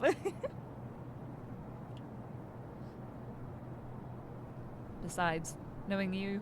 Oh no. Besides, knowing you, you probably want to read your letter too. Touché. I'll be upstairs if you need me then. Got it. I give Andre a quick high five as I make my way up to the attic. Wonder what the letters will say. After a quick shower and getting changed into some loungewear, I flop down onto my bed. Off in the other corner of the room, I see Desiree laying on her bed, happily staring at the letter she got. What did your parents write you this time? Oh, Crow! Didn't see you walk in. That focused, huh? Yeah, it's been nice hearing from them again. They talked about how they've been really busy as of late, but made sure to make time and send us these letters. Oh yeah, Ramona mentioned the same thing. Wonder what's keeping them so busy. I don't know, they didn't say. But still, I'm glad we got to hear from them again. Desiree stares at the letter, letting out a soft sigh. I wonder when I can see them in person again. Kid. I'm sure it won't be long. Yeah, they moved out of Twin Bells, but this is their home and you're their daughter. I can imagine that they've had enough of this separation and are working as hard as they can to see you again, too. You sure? Positive. And who knows, maybe convincing your grandfather to stop being so anal is what's keeping them busy. She giggles a little at my quip. Maybe that definitely would take up a lot of time. Desiree gets up from her bed, then neatly folds the letter and places it inside the writing desk's drawer. I'm gonna go take a shower and then we can make something for dinner, okay? Sure thing, kid. No rush. As she walks out of the attic, I grab my letter, opening the envelope and reading the message inside. Long time no write, Crow. Apologies for the wait. We suddenly got busy recently and it's been a bit hectic here as a result. I assume everything is going okay back in Twin Bells and that you're all doing well overall. It's been very interesting there as of late from what I heard. What with the ballet and the latest heists. It makes me wish we had some excitement where we are, but I suppose we can live vicariously through you and Desiree. Thank you again for keeping an eye on her for the past few years, and hopefully soon she won't need to wait any longer for us to come home. And perhaps soon will be the perfect time for her to finally learn about that. You're not going to tell me what that is, are you? Take care of my little phantom thief. Jean-Jacques, sir. I sigh after reading the letter, smiling softly with a chuckle. I still don't know how you figured out that she was Forget-Me-Not, despite not even being in the city. I guess we know where Desiree gets her perception skills from. Oh, the Scarlet Rose is gonna be him, right? I'm sure it's gotta be. I pause, reflecting on him mentioning the recent goings-on. In all this time, she hasn't said anything. I wonder if she knows that they know. I can see why they wouldn't tell her, to make sure she doesn't worry and whatnot. As I lay in bed, my eyes wander to the photo of Desiree and her parents, sitting on the corner of the writing desk. Can't believe it's been over 4 years since that night. Time sure flies. I stare up at the ceiling, then start to feel my eyes getting heavy as my exhaustion hits me. I poked fun at the kid for this, but maybe a pre-dinner nap isn't a bad idea after all. It'll just be a little bit. My eyes start to slowly close before I'm completely taken over by the urge to sleep. 4 years ago, I'm finally finding out. I finally get to find out. Yes, let's go. What happened 4 years ago? I need to know. In the middle of the night, off in the northern end of Twin Bells, one of the quietest parts of the city, I'm hopping along the rooftops as quickly as I can. I had just finished a big job and heading back towards the bar. After making sure no one can see me from where I am, I sit down on one of the buildings to take a breather. Finally done. Hee thank you for the hydrate! Let me have a sippy. Have a sip of my Monster, have a big stretch. Roll my shoulders. Oh. Why? How was that the quote? That's impeccable. That is impeccable. Quote bot. I am impressed. Quotebot knows. That's a little scary, actually. Yeah, let me just take a sip of my hydrate. Oh, and that's a recent one too. That was less than a month ago. Ah, good times. I never know English. It's fine. I don't need to. We can figure out what I mean. I fall onto my back with a sigh, feeling how exhausted I truly am as I stare off into the night sky. That stupid job took longer than I thought it would, but I got my cash and can relax for a bit. Hope Andre doesn't mind me sneaking a quick drink from one of his bottles of brandy. Huh? Who does, honestly, so true. High fives. Who needs to know English, right? Who needs to read and write when making visual novels or reading them out loud on a stream? Solidarity. Blunder my way through. And honestly, part of the joy is in creating new language. Like, I really think queek is gonna catch on. I think it's a good word. I believe in the power of queek. Let me just take a queek. Now that kind of just sounds bad, actually. Maybe not. Maybe it won't catch on. Anyway. Huh? In the middle of my internal rambling, I hear something and look down at the street. There, I spot a young lady walking by herself, along with a drunkard wobbling further down the street behind her. Ooh. I hate those kind of guys. I'm gonna go blow off some steam. Oh, is this the assault moment? Getting back on my feet, I hop down right in front of the bastard, spooking him. Where the bloody hell did you come from? I look behind me, noticing that the young lady's attention has been grabbed by the sudden outburst.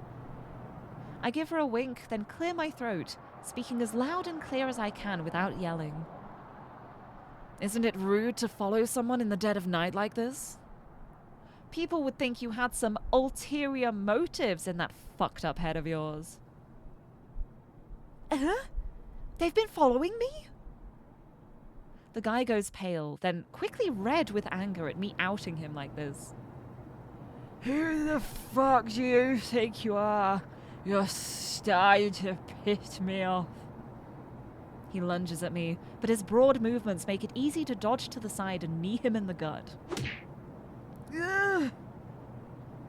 As he's curling up into little a ball on the sidewalk in pain, I stand over him with a smirk.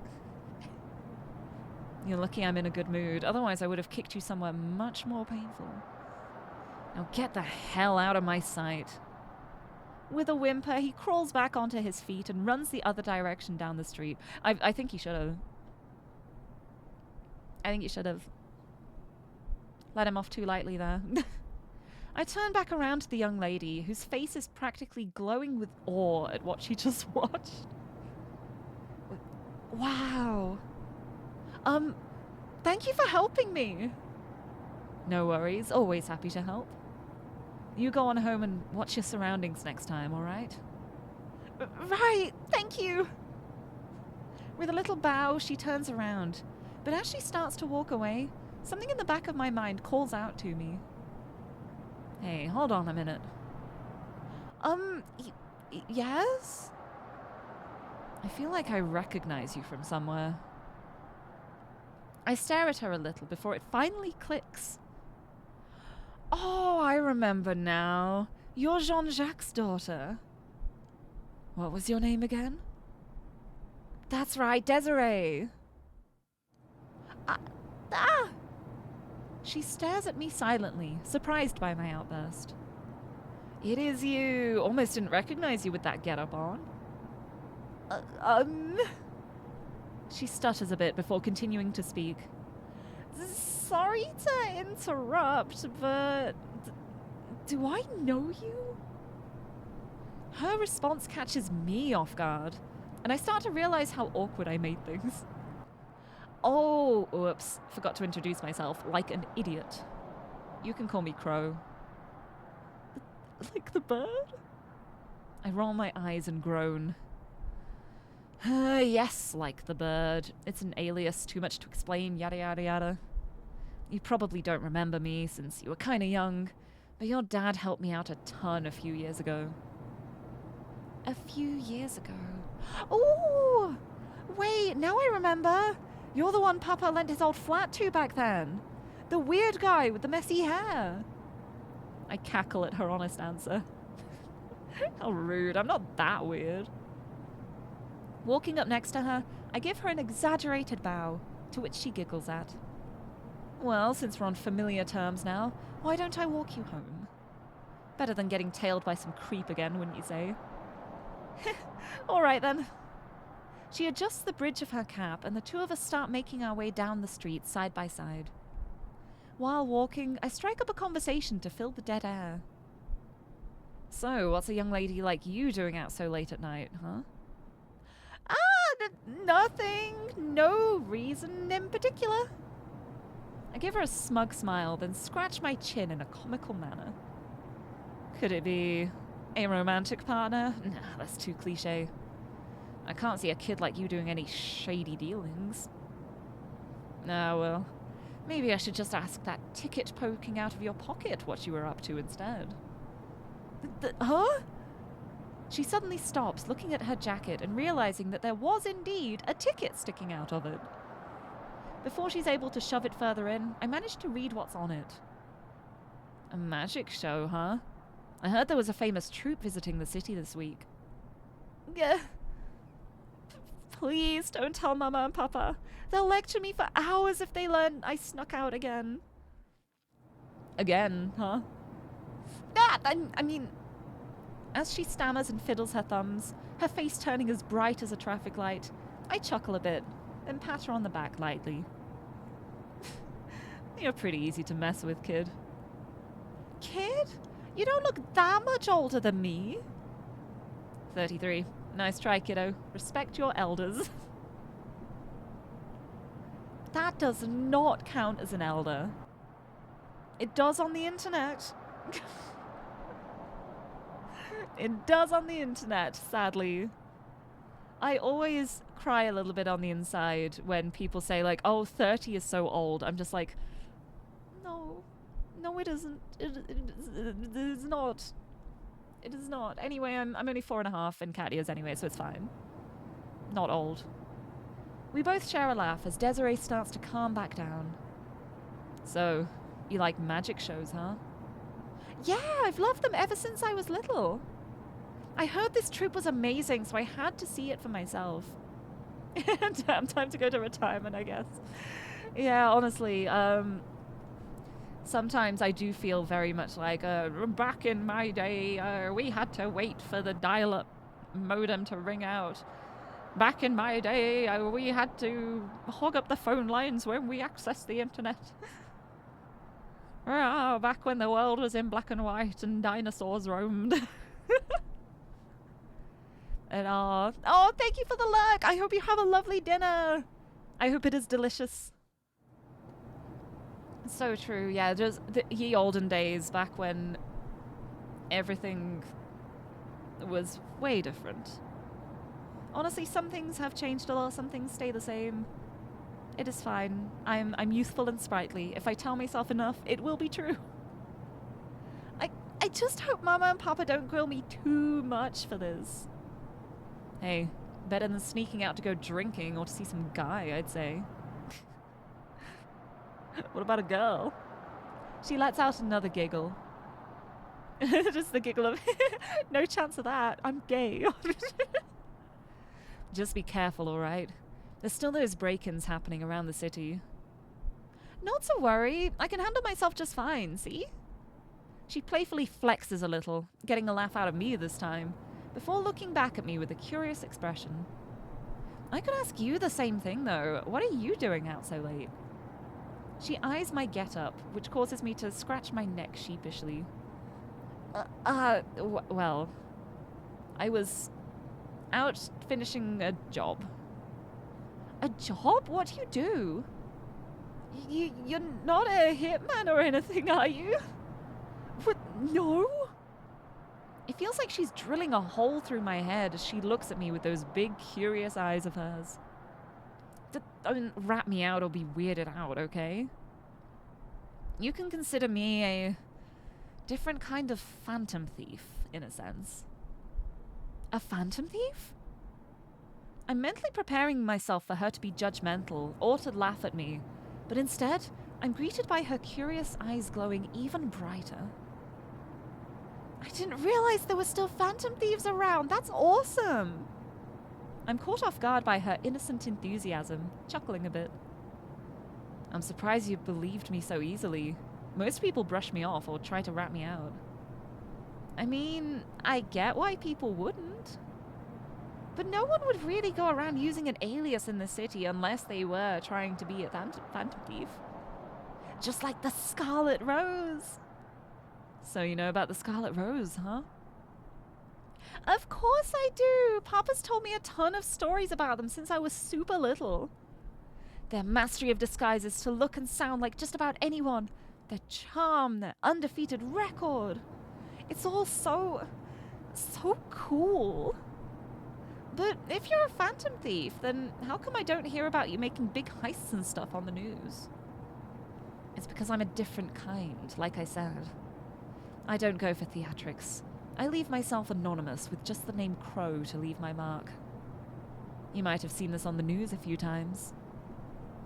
I pull out one of my calling cards and hand it to her, which she takes a look at. Oh, so you're the one that goes after those sleazy CEOs and whatnot. That's cool too.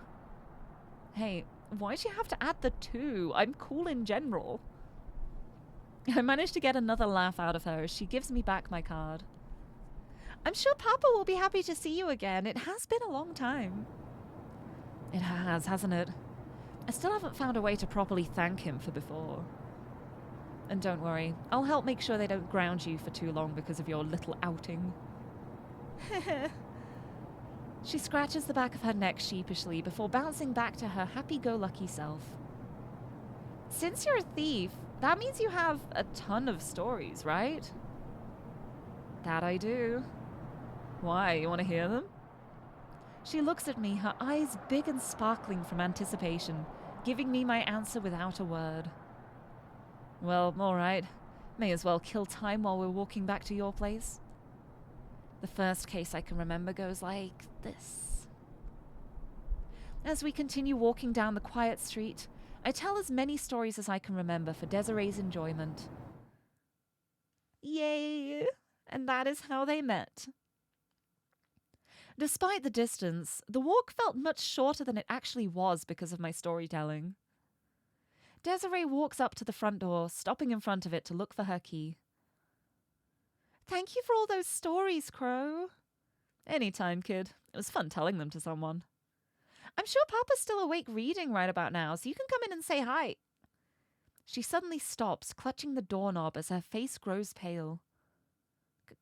Crow? What's wrong, kid? I look at her hand, shaking as it holds the doorknob. The door. She points to the lock, which is covered in scratch marks from being picked. So this is the event. This is the situation that led to her parents leaving. Get behind me, Desiree. I quickly get in front of Desiree, shielding her as I grab the knob for myself. With a deep breath, I swing the door open and step inside with her. Oh, no. Shit. Upon entering, I see the living room is... Oh, no. I see the living room in a mess. Almost everything fallen onto the floor or turned over on its side. And right in the middle of this chaos... Mama! Papa! Desiree pushes past me as soon as she sees her parents, laying together on the ground, not responding to her yelling. As she gently nudges them, her whole body shaking uncontrollably, I kneel next to her and check their pulses. Are they? Don't worry, they're just unconscious. She lets out a shaky sigh as she clings onto my arm to steady herself. I start looking around the room, checking from a glance how much damage has been done, when we're interrupted by a groaning sound. But Papa! Desiree holds her father in her arms as he starts to come to. Desiree? Papa! Are you okay? What happened? Her voice gets shaky again as I gently place a hand on her shoulder. Be gentle, he's only just waking up. Right, sorry.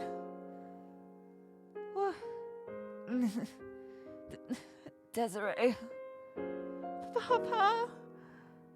As he tries to get back up on his feet, Desiree helps keep him steady so he doesn't fall over. You're back home. I'm glad you're all right. And who... Take it easy, Jean-Jacques, sir. You've taken quite the beating. Ah, Sungwon, it's you. It's been a while. Not the best way a reunion could have gone, I'd say. Clutching his side, he suddenly starts coughing heavily as Desiree supports him. Just don't push yourself, please. Here, let me... Supporting him on one arm, she walks to the couch and gently helps him sit down. Thank you, sweetheart. What exactly happened here, sir? Misty and I were up a bit late tonight. She wanted to wait for Desiree to come back home. We were here in the living room when the door was unlocked from the outside. He clutches his side tighter, wincing in pain as he continues. It was an errant group of burglars, and they started wreaking havoc as soon as they spotted us. Sounds like that group that's been running around the past month. I shielded Misty, so I got beat up the most out of us. But she soon fainted from shock. Do you know how much was taken? Nothing. Desiree and I both stare at him wide-eyed. Nothing? All this and they ended up taking nothing? It's because of Misty. Or rather, one of them recognized her.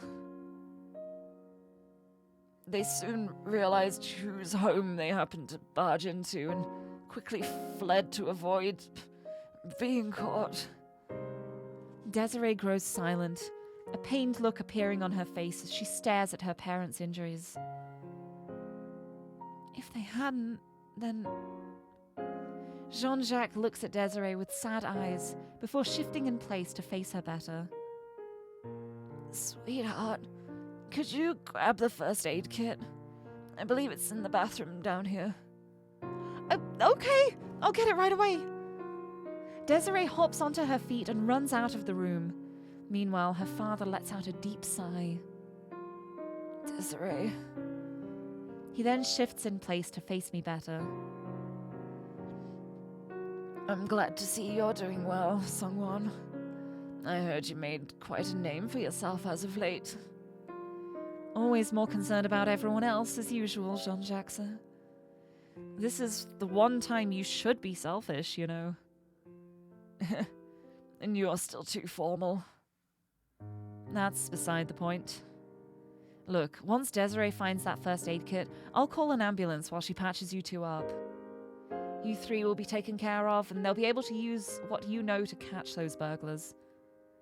I'm sure the commissioner will even get personally involved and settle this sooner, considering it's you two we're talking about. The commissioner...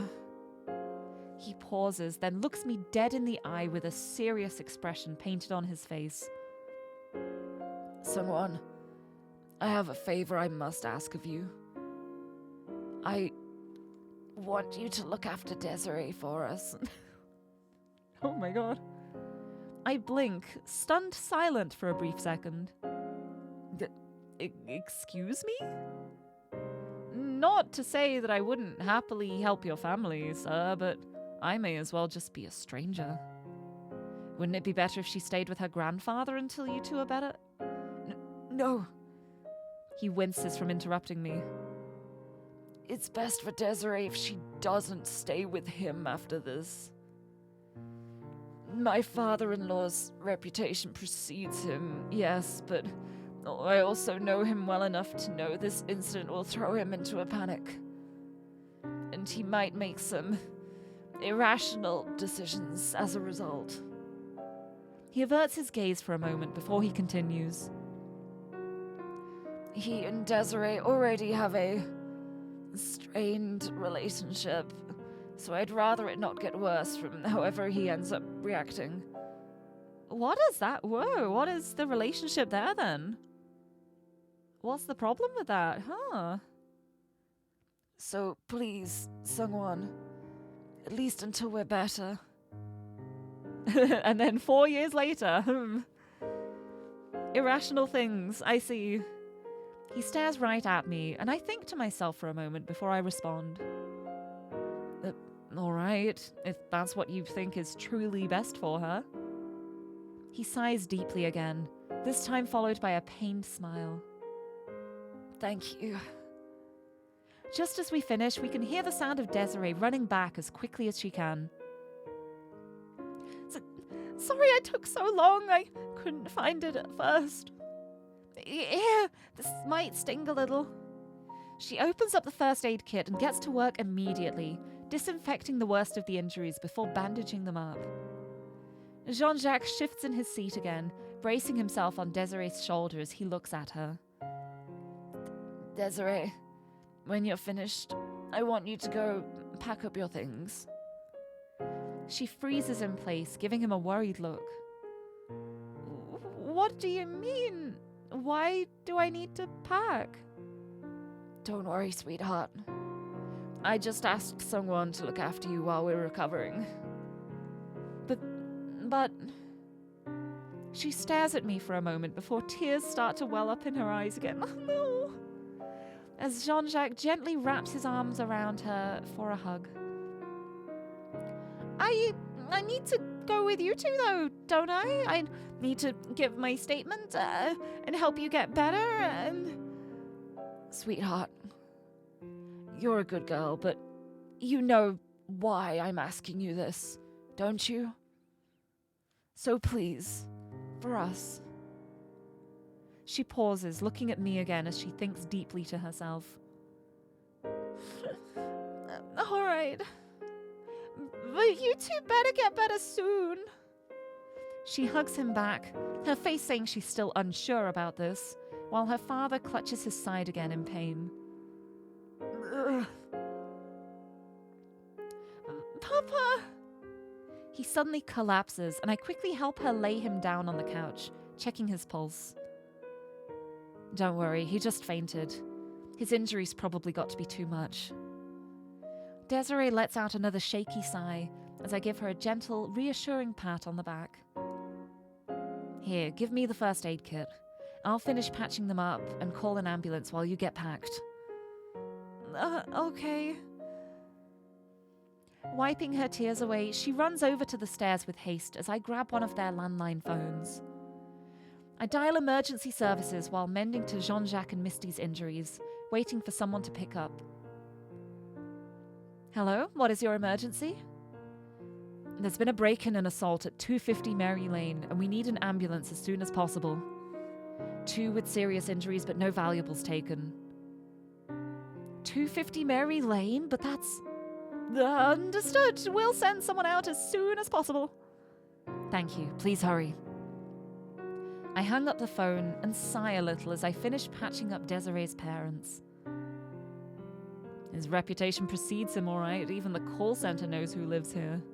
I want to know the grandfather's deal. Oh my goodness. Just as I'm getting back up after helping her mother off of the floor, Desiree comes down the stairs on cue with a medium-sized suitcase. Okay, I think I have everything I need. You can go double-check quickly if you're not sure. I just finished calling an ambulance, so they'll be here soon. That's good. But I'm sure I don't want to hold us up too long. She walks over to her parents on the couch, giving them each a quick hug. Please get better soon. Wiping the rest of her tears off her face, she looks at me with a determined nod. Let's go. All right, follow me. The two of us quickly exit, ducking into the alleys nearby to take the shortest route possible. While we're running, Desiree clinging onto my arm to keep up with me, I pull out a phone from my bag. Andre, I hope you can help me out with this favor. As we get further away from the north end, the sounds of patrol cars and ambulances fill the dead air before fading out into the night.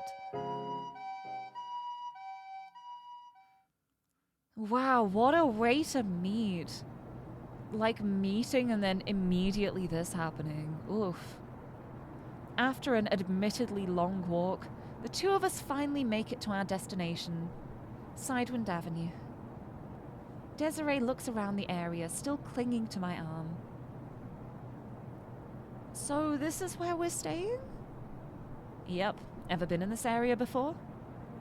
Only a few times as far as I can remember. So, which flat do you live in? Flat? Ah! No, we're staying in here. I walk up to the entrance of the bar that's sticking out like a sore thumb, the Gallant Rogue, which catches Desiree off guard. You live in a bar? The attic, specifically, but yes. Don't worry, the owner's a good friend of mine, so he'll be happy to help you out. Okay. If you're sure. She continues to give me a concerned stare as I open the front door and let her inside. Once we're both inside, I lock the front door so no one walks in on us. Meanwhile, Desiree stares in awe. Her eyes start to practically sparkle at all of the Scarlet Rose memorabilia hanging on the walls. Wow! I've never seen so much about the Scarlet Rose in one place before. The owner is a huge fan, and even named the bar in homage to them. Feeling starstruck? A little, yeah. Crow. Interrupting us is the owner and my good friend Andre Daniels, who walks out from the stairwell going to the attic. You're lucky I was still here taking inventory. Now what's the emergency? He pauses, then stares completely baffled at Desiree, who's been standing next to me this whole time. Hello. Hello. And who might you be? Desiree LeChance, nice to meet you. She gives an awkward nod as Andre stares at her.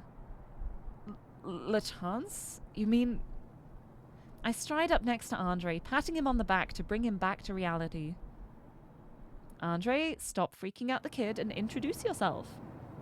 Right, sorry. I'm Andre Daniels, Crow's friend and owner of this bar. It's my pleasure. He holds out his hand for a shake, which Desiree takes with a smile. It's nice to meet you, Mr. Daniels. I can't help but snort out a laugh, which Andre shoots a judging stare at me for. Just Andre is fine, no need to be so formal. As they're happily shaking hands, Andre steals a quick glance at me before returning his attention to Desiree. Desiree, could you leave me and Crow alone for a bit to talk? You can go upstairs and get yourself settled for the time being if you'd like. Sure thing. Pardon me. She grabs her suitcase and walks over to the staircase, climbing up with haste. Once she's out of view, Andre looks back at me with a rightfully concerned look. You have a lot to explain. And it's a lot to explain, trust me. Oh, I bet. Why the hell is the commissioner's granddaughter sitting in my attic right now? What happened? Here, let me sum it up quickly. Oh boy! I run Andre through everything that happened tonight that led up to where we are now. After I finish, he pinches the bridge of his nose, letting out a deep sigh. What have you gotten yourself into this time? Listen, I'm sorry for suddenly dropping this on you, but I really want to help her out for a bit, alright? Don't worry, I'm not saying no. In fact, I'm happy to help too. Considering everything, she's more than welcome to stay here as long as she needs to. It's just a lot to take in at once. I give him a pat on the shoulder with a smile to help ease his worries. Thank you, Andre. I wouldn't be able to do this without you. You know I'm always here for you. Aww. Giving me a pat back on my shoulder, he turns around towards the stairwell. Now, come on, help me pull that old mattress out of storage. You're gonna have the kids sleep on that? That thing's practically ancient. No, he's gonna have you sleep on it. No, you are. She's taking your current bed. No objections. With a smug laugh, he walks over to the stairs and starts climbing up. Hey, come on now, that's no fair. Andre! I quickly run after Andre up the stairs, ready to help Desiree get settled into her temporary home away from home. And there we go, that should be enough. After a bit of time and quite a bit of muscle, Andre and I successfully pull out that old mattress and reorganize the attic to fit it in nicely. Feeling exhausted from everything that happened tonight, I lay down on my new bed to relax. I guess this isn't totally bad. Stage 1, denial. Oh, shut up, you a-hole. I lightly kick Andre in the leg as we both share a laugh. I love how they just, attack each other as forms of affection. Just just punch you in the arm. Love you, bro. At the same time, Desiree is finished organizing the things she brought along before looking back at me sheepishly.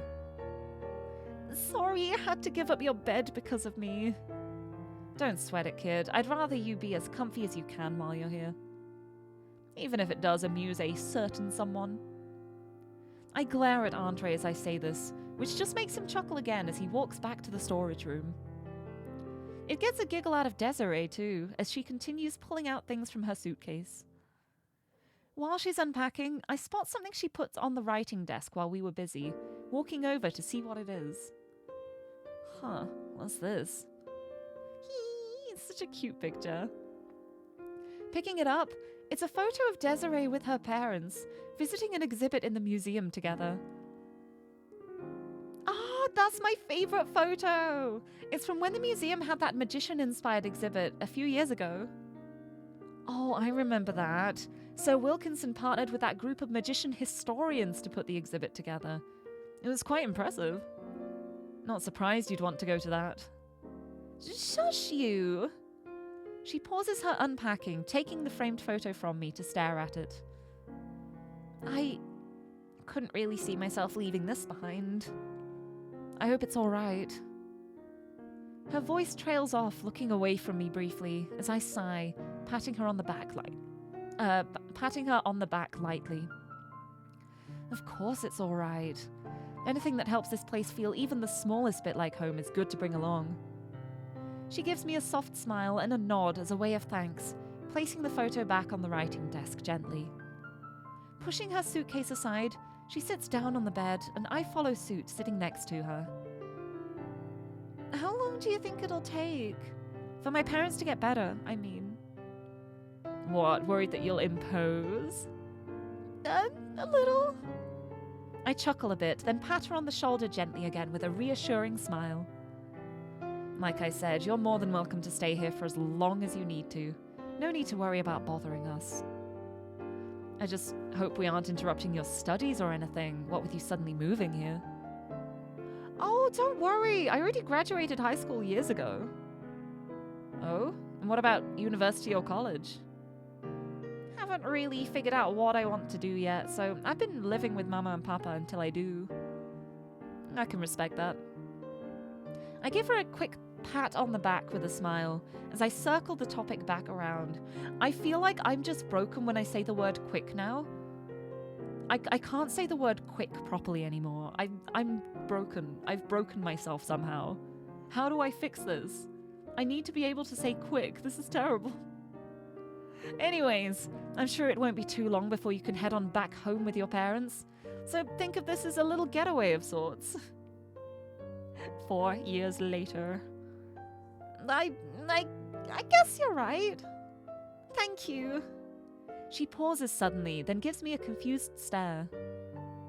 My papa called you Sungwon or something earlier, right? Do you prefer being called that or Crow? I appreciate you asking, kid. And call me Crow if you'll please. Okay. I give her another pat on the shoulder as I stand back up. You've had a long night, so why don't you head to bed? There's a bathroom out in the hall next to the storage room if you want to use it. Okay, thank you, I will. Good night. Good night. On cue, she pulls out some pajamas from her luggage and walks over to the bathroom to get ready for bed. Meanwhile, I'm left standing in the quiet attic, alone with my thoughts on this whole matter. I hope those two get better soon. 5 months later. Ding, ling, ling. Quite some time has passed since Desiree first moved in with us, more than we all thought initially. Life has gone on normally aside from that, however, with Andre continuing to run the bar and me doing any job I can get my hands on. It's pouring hard outside tonight as I walk into the bar completely drenched. I'm back. I'm back. Andre walks up to me with a chuckle and a towel in hand to greet me. Welcome back. Here. He hands me the towel, which I gladly take, and wipe myself off with as I shake my head to get most of the water out. What are you, a dog? You'll give yourself a headache doing that. Well, I guess you do have shaggy fur like one. Asshole. Saying shit like that is asking me to bite you. Okay. We both laugh, then Andre helps pat my head dry. The midnight crowd just died down, so do you want me to make you a drink before bed? Sounds perfect to me. Let me just get out of these wet clothes first. Sure thing. I give him a quick high five, then head upstairs soon after. Blop. I climb up the stairs and start to let out a big yawn, but then stop myself as I see Desiree fast asleep inside the attic. Wow, kid's already out like a light, huh? Taking a quick look at the clock on the wall, I sigh. Guess it is pretty late, huh? I'm so, aware of the word quick now. This is, the worst thing to have instilled in myself. Sleep well, kid. How's she gonna react to the news, though? The news? I quietly take off my jacket, grabbing my slacks and a spare top from the closet before tiptoeing out of the room towards the bathroom. What news? After taking a quick shower and getting changed, all while making sure not to make too much noise so Desiree can sleep, I hop back downstairs and park myself by the counter. On cue, Andre walks out of the kitchen, sliding a rum and coke my way as he takes a drink from his own. Thank you. How's the kid been today? She's been good. Worked her butt off helping me clean and organize things earlier. No wonder she's completely out upstairs. Usually she'd try to catch me coming back in before conking out. I take a quick swig of my drink with a happy sigh, feeling my exhaustion melting away. Andre takes a sip from his own drink at the same time before continuing. What about you? You're later than usual. Did a new job keep you? I actually finished what I needed to do tonight a few hours ago. I just decided to do some digging of my own. Digging? For what? He then sighs after staring at me before answering his own question. Desiree's parents? Bingo. And what did you find out? Oh, I love the CG. Oh my goodness. Ah! I lean into the bar, swirling my drink in one hand as I continue. It's been 5 months now and we haven't heard anything about them. No good news or bad news. It's nuts to not know anything. So I decided to dig a bit. And just how did you do that digging, might I ask? I look away from him sheepishly. Did that digging involve the break-in at Police HQ earlier? Perhaps? Oh my god, okay. He simply sighs before giving me a stern glare.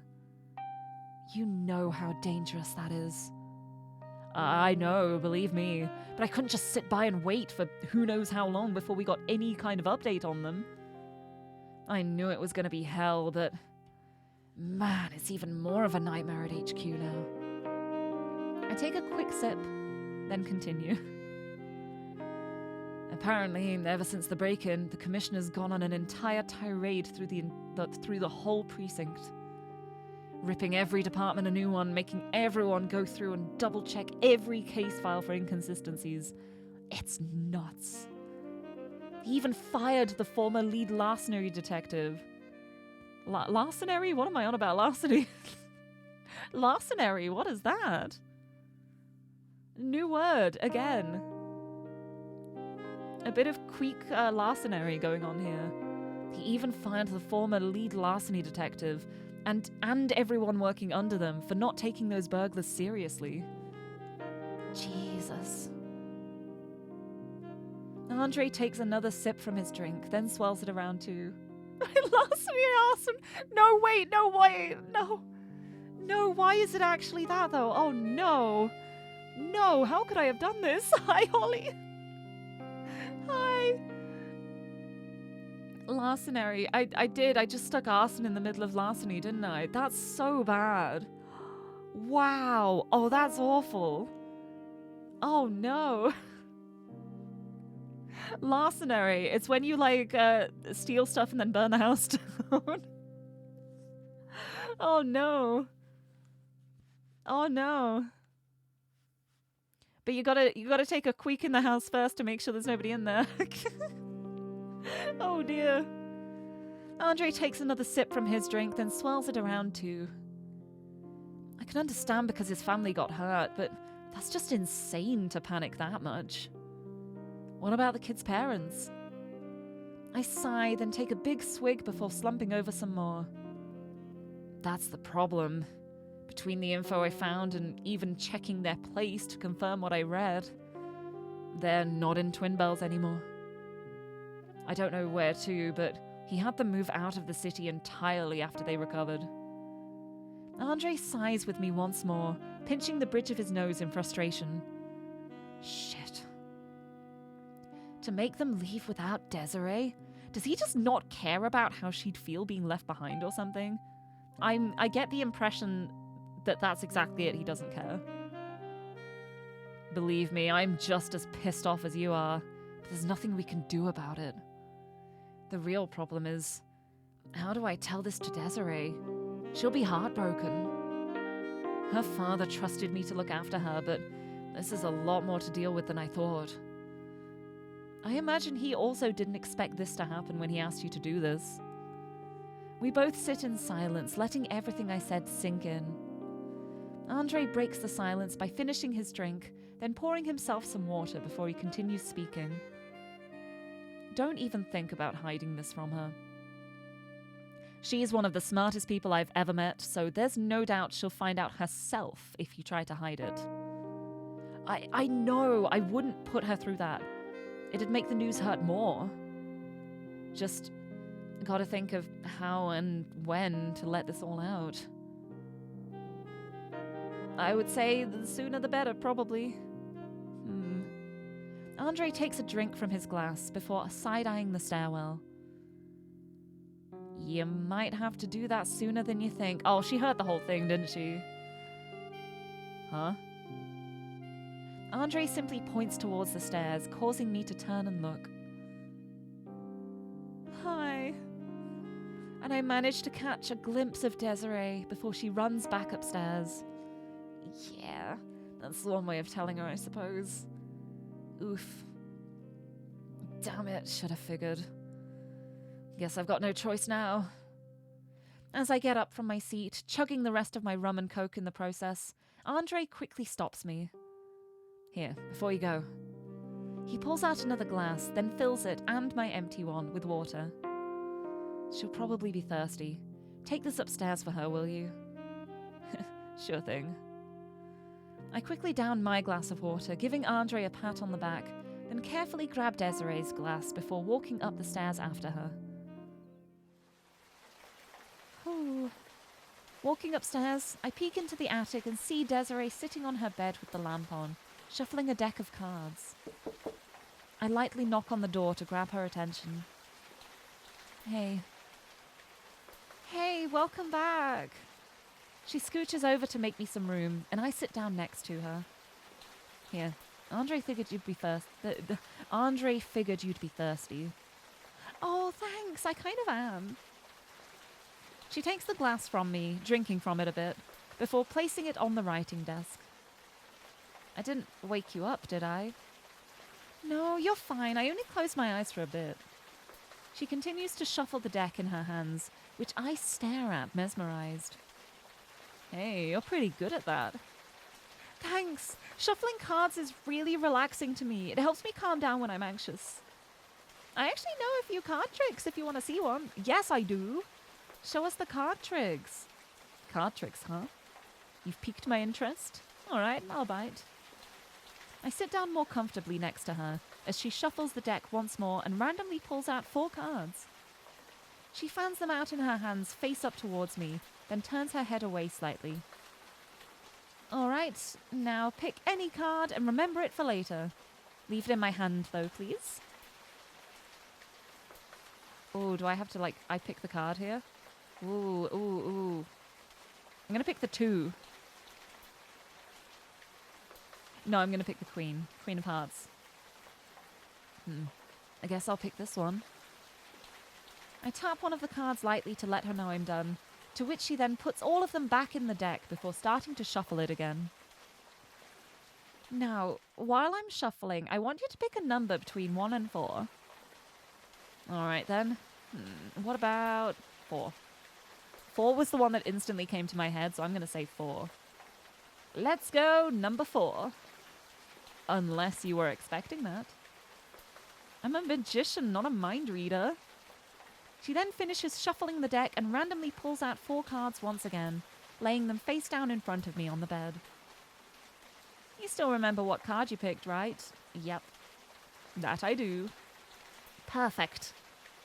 Now, flip over the card that matches the number you picked, with it going left to right from 1 to 4. Okay, let's see. I do just as she says, taking the card matching the number I picked and flipping it over. And seeing the very card I picked earlier sitting in that spot. I was going to say, it would be so funny if I could choose here and I could pick the wrong one and mess up the thing. But it automatically did it for me. It's probably for the best. What the? There's no way. I don't believe it. Nuh-uh. I pick up the card and examine it closely, but it's in perfect condition, just like all the other ones. Meanwhile, Desiree is just giggling at me. There's no way. You probably switched it out while I wasn't looking. But you were staring at me the whole time. Then you hid it up your sleeve. She's not wearing sleeves, you silly bean. They don't have sleeves. I can do it again for you if you want. Fine, I'll take you up on that offer. There's no way that'll happen again. That was definitely a fluke. Keep telling yourself that. She takes the 4 cards back and shuffles the deck a few times once again. Then, just like earlier, she randomly pulls out 4 cards and fans them out face up towards me. Just like before, pick one of the cards in my hand and remember it well. Gotcha. All right, this time. Ooh, should I do the 10 of diamonds? You can do 10 of diamonds. I'll go ahead and pick this one this time. I tap the card to let her know I'm done picking, and she then starts shuffling the deck over and over as she continues. Same deal here, just pick a number from 1 to 4. I'm gonna go 3. And no, picking the same number isn't a guarantee that I'm cheating, by the way. You say that. I'm gonna pick 3. 3. How's about number 3? Got it. She then finishes shuffling, then pulls out 4 cards and puts them on the bed face down once again. You know what to do now. Flip over the card that matches the number you picked. There's no way you'll get it again. It was definitely a fluke. Keep living in denial. Don't have to, because I'm right. Just flip your card already. I stare down at the cards, hovering my hand over them while side-eyeing Desiree. There's no way it'll happen again, right? I take a deep breath, slowly flipping over the card. To reveal the card I picked earlier in that spot. Again. What the I'm left completely speechless, dumbfounded, absolutely shocked that her trick worked twice in a row. In my shock, I pick up the card and examine it closely again, trying and failing to find any answer to this, as Desiree laughs. Do you want to go a third time, or are you finally admitting defeat? How did you... what? That's... Alright, I know when to call it quits. Not bad, kid. How'd you get so good at this? Thanks. Papa took me to a magic show once when I was super little, and I liked it so much, I've been practicing a bunch of tricks since. It's one of my favorite ways to keep myself busy. Because nobody pays attention to her. No, remembering what she said earlier, how she's just like the side thought. She needed something to occupy herself with. And it ended up being magic. She takes back the cards and goes back to her shuffling. There's a brief silence between us before I speak up once more. You don't have to put on a brave face near me, by the way. I know what you want to say. But you said it yourself that you do this to calm down. So go ahead, kid. She pauses, then sits quietly for a bit before turning to me, that smile she had earlier fading into a sad expression. Is it true that they're not here anymore? I'm sorry, Desiree, it is. No.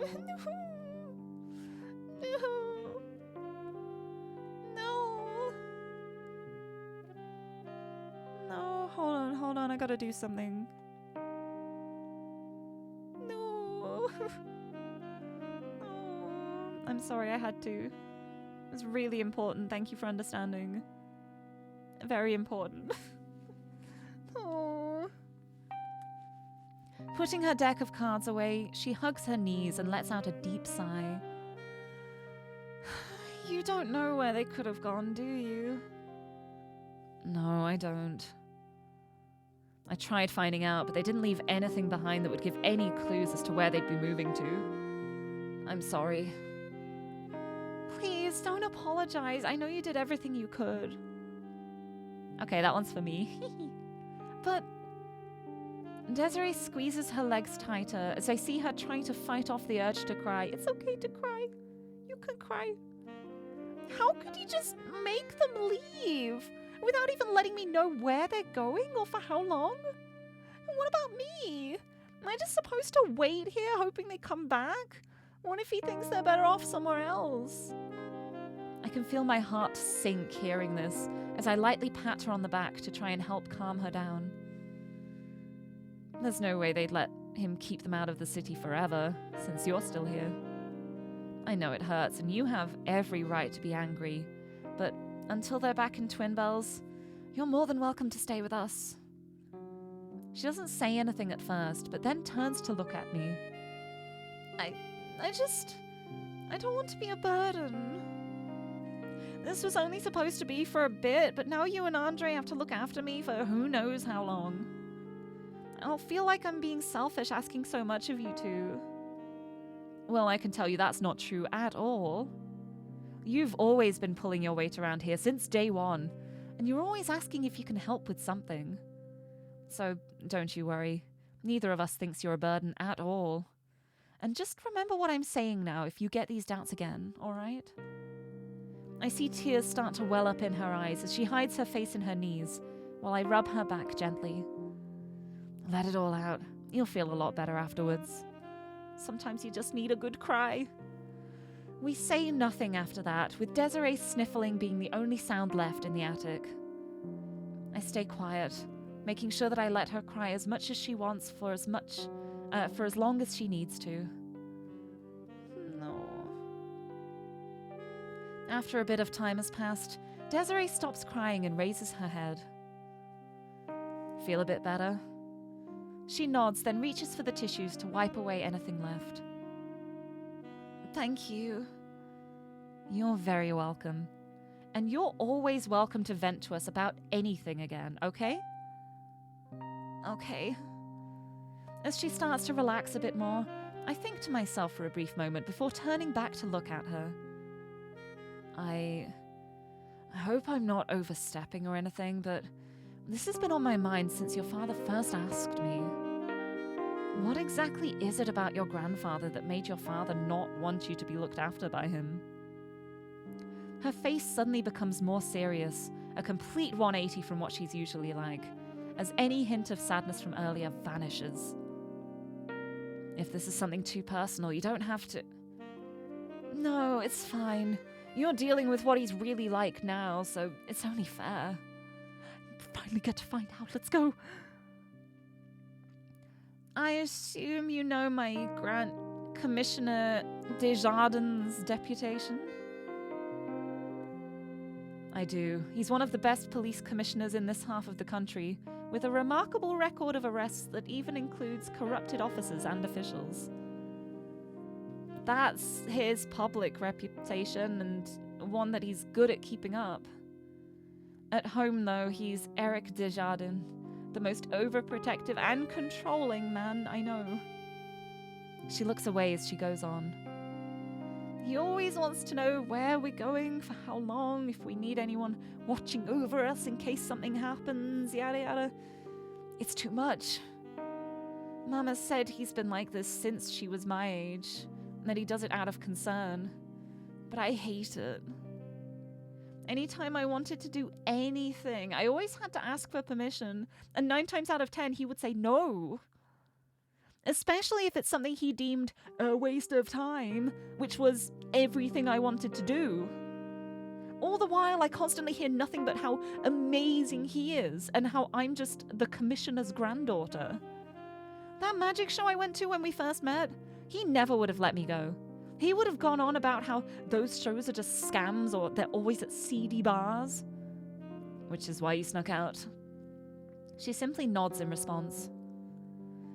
Now I see why your father said you shouldn't be with him while they're recovering. Exactly.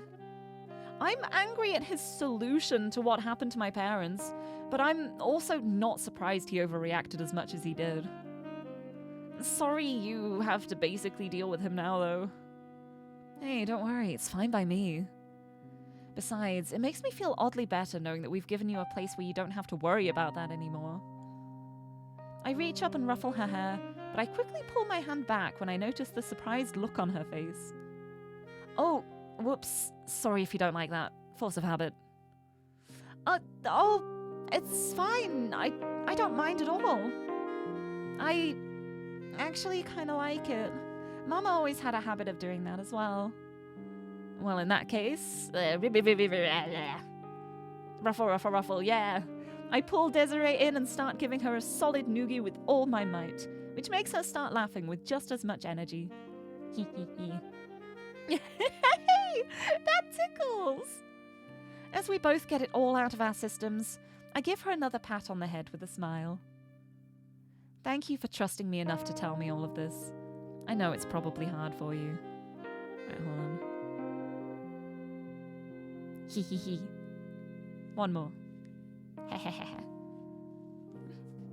Thank you for trusting me enough to tell me all of this. I know it's probably hard for you. But rest assured, you're as far away from your grandfather as you can be while you're with us. So you don't have to worry about a thing, capiche? Capiche. Thank you, Crow. You're welcome. Maybe this is why your dad asked me to look after you. Maybe. Her giggling trails off as she then looks at me with a curious stare. Can I ask you something in return? Sure thing. What's on your mind? I've actually been wondering something this whole time too. How do you know my papa? When you look at everything, it seems really weird that you even do. You're much younger than him and there's no overlap with your jobs. So, how? I'm caught off guard by her question, but then let out a sigh. I suppose that's a fair thing to wonder. I look away from her for a brief moment to collect my thoughts before I answer. Way back when, I ran into a really sticky situation that was difficult to get out of. Because of it, I had nowhere to go and was stuck wandering around and staying at any place I could just to have a roof over my head. On one of those nights, I bumped into your dad. I sigh again, then continue. Considering his connection to your grandfather, I was sure that your dad would rat me out there and then. But he didn't. Instead, he did the opposite. Gave me a place to stay for a while and even helped me sort everything out. Sort everything out? It's complicated. Anyways, after all that, I was able to move on, and I've been indebted to your old man since. Desiree continues to stare at me, and I can tell it's due to how much I left out, but then goes back to having that bright smile on her face again. That definitely sounds like something he'd do. She then lets out a heavy yawn as we finally notice what time it is. Sorry I kept you up so late, kid. It's fine, I don't mind at all.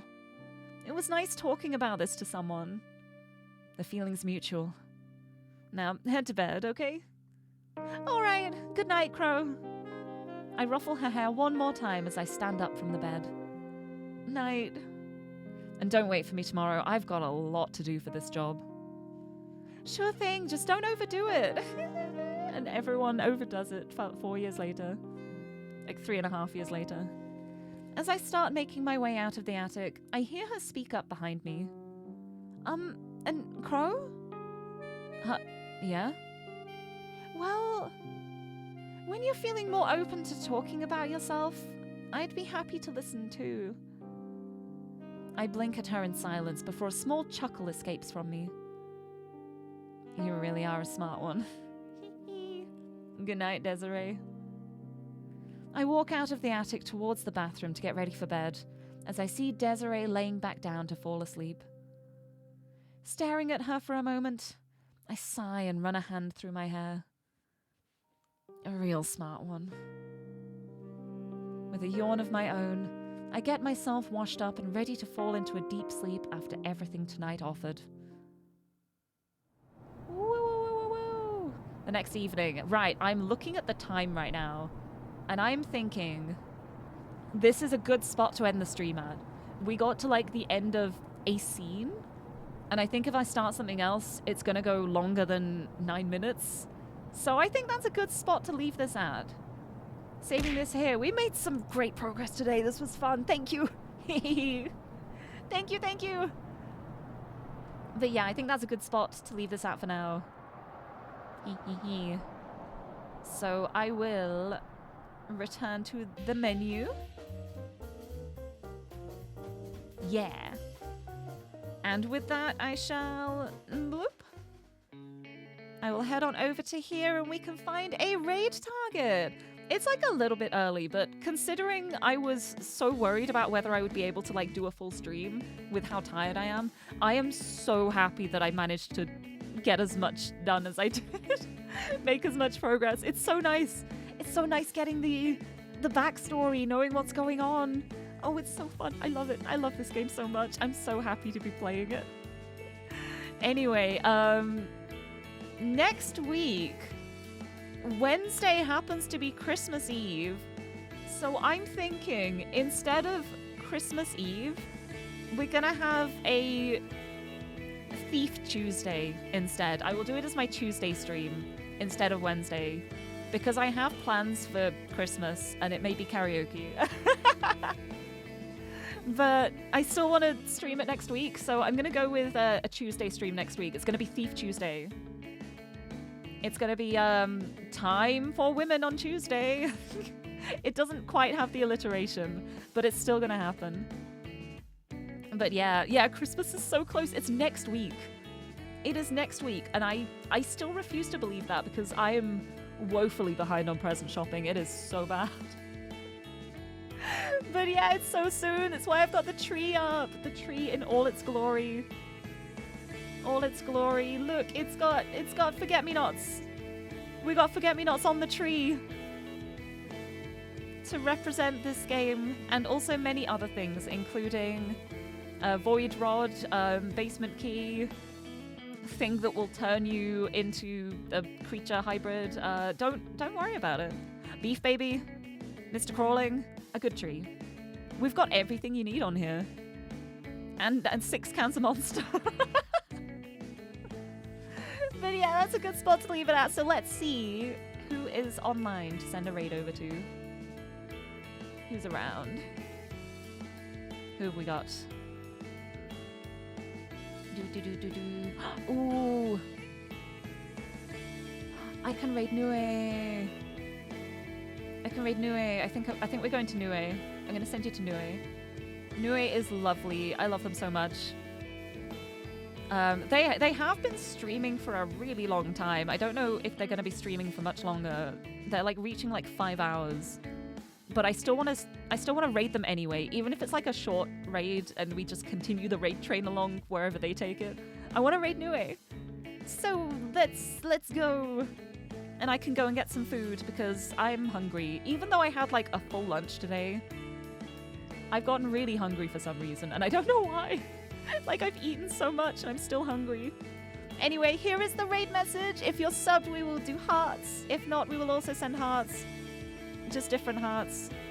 We got all the hearts. Happy Women Wednesday. And I will send you over to the lovely Nue, who is also a Studio Alon Bellflower with me. So the Lirie appreciation continues. And let's get that up and running. There we go. Oh, I got a heart stuck on my head. There we go. Let's get this sent off. But yeah, this has been so fun. This was a lovely stream.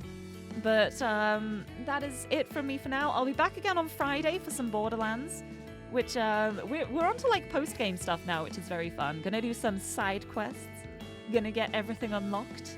Gonna have a fun time. I'm excited for casual pew-pews. But for now, I'm gonna head off and hopefully get some rest tonight. I believe. I think it'll be okay. But yes, this is a lovely stream. Thank you so much, everyone, for joining me today. And until next time, bye-bye!